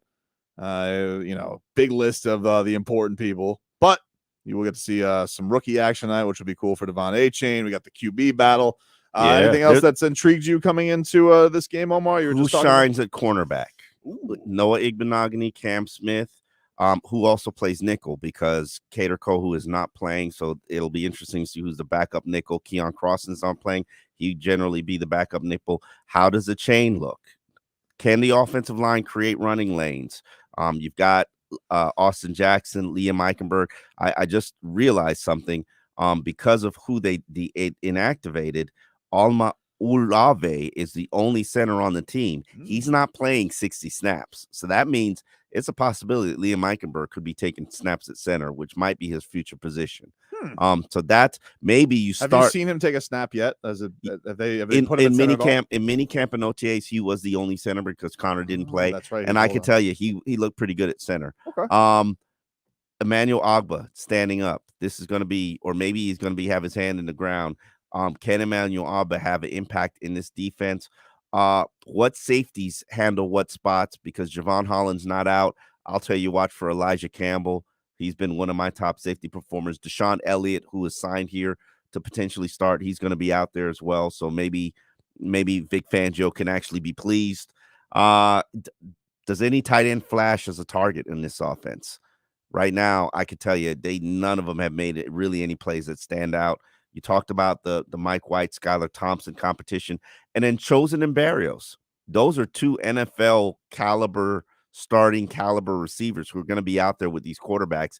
And it'll be interesting to see who makes plays. Chosen gets open, man, and I expect him to be a top target. Before we wrap things up, wanted to revisit last week as Dolphins great Zach Thomas did enter the Hall of Fame. This was how he closed out his speech. There's one person whose name I've yet to mention. His poster hung on my wall in college, and he was everything I wanted to be as a football player. He was my inspiration. He became my teammate and friend. Though he's not here physically, he's here in spirit and in a bust in that building behind me. I'm truly honored to join him.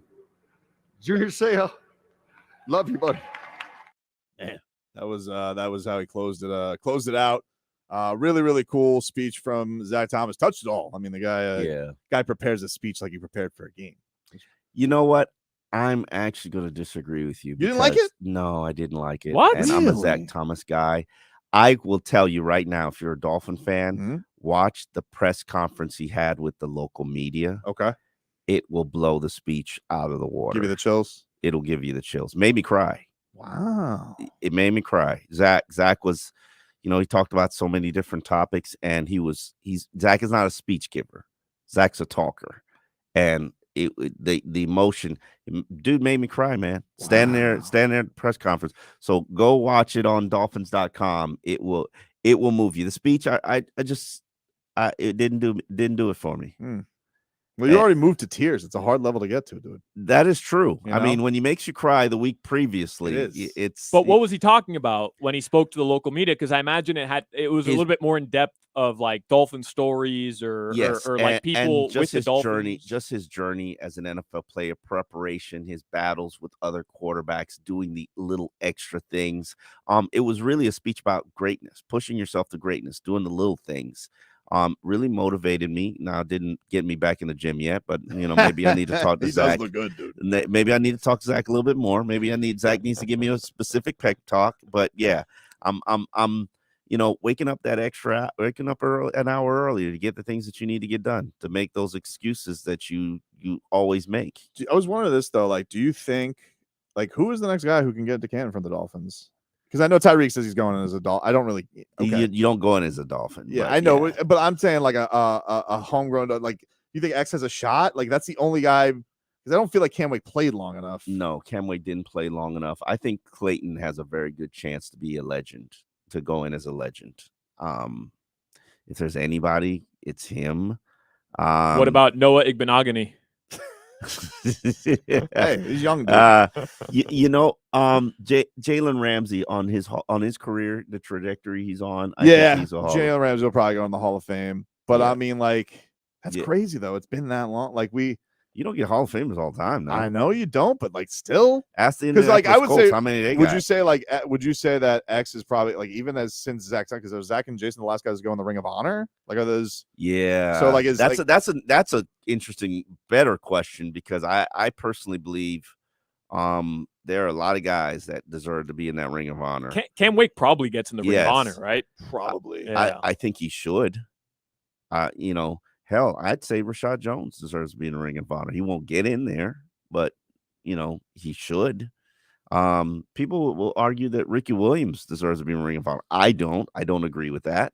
Ricky quit on your team how many times? Ricky's a weird case. I can understand why Ricky wouldn't be in. I would always like that's the thing that I think made Tyreek so exciting last year. Like he's the first real offensive superstar they've had since Ricky. It has to be an offense. You turn your nose up at defense. I'm not turning up, but like it sounds like you are. It's kind of one of those things where it's like, like I have to look at the defenses, guys who would go in. Yeah, Rashad Jones was really solid. I feel like, but like Xavier Howard is probably like the next guy if he finishes his career. I don't even know if he's here another year. So, but does it matter? I mean, he's built up. I feel like enough cachet. His resume with the Dolphins is pretty damn good, though. Yeah, it absolutely is. But I think you have to play. You gotta go double digits. I think to get in the Ring of Honor. Yeah, so I mean it's a very hard. It is hard. It's a hard standard. Like Rashad Jones played double digits. Had best safety we've had in a very long time. He's not even like they. I don't even feel like people talk about him. Yeah, I know. Kind of fell off a little bit, like towards the end, right? And then just disappeared. Maybe that's why. Yeah. But at his peak, at his height, like the thing. Well, the best player on the defense. Yeah, but I think the thing with X though is X makes game-changing plays. Like he gets his ball in the hand all the time. Like those are flash things people always can see. Like you get the ball back, you turn the game momentum. He leads the NFL in interceptions since he's been in the league. So that's nobody talks about that. Nobody pays the respect that every Dolphin fan's like, oh, yeah, we can cut X and get some cap space. Bro, you're cutting a Pro Bowl elite player. You're cutting the guy who leads the NFL in interceptions since he's been in the league. And you're just like, oh, yeah, we need the money. Oh, yeah. Okay. And the other thing is, like, you play through a groin injury, and they really couldn't afford him being out. No. They couldn't. And still had him shadowing the best receiver in the NFL with a bad groin. Like, come on, man. That's abuse. Like, at least let the man stay on one side of the field. Boys, it was a fun one today. Enjoyed our first Game Day Uncensored. Hope everybody dug it. Our first show together. We're looking forward to a fun season together, Omar. Enjoyed it. And Solana enjoyed it. Mm-hmm. And I hope everybody has a safe drive to the game if you're still trying to get in there. Look, enjoy the festivities of the game. Yeah. If you're there. You'll see a little back of QB. It's not stars, but it's sports. It'll be okay. It's football. It's football. It's back. Football. Football is back, baby. Football is back, baby. So we will look forward to talking to you guys before the next game, and enjoy the rest of your weekend, everybody. All righty. Listen to Messi and Inter Miami games here. The whistle sounds. Messi approaches. He goes for it. And he scores! Lionel Messi on his debut has produced the moment of magic everyone came to see. Presented by Celsius Essential Energy Drink.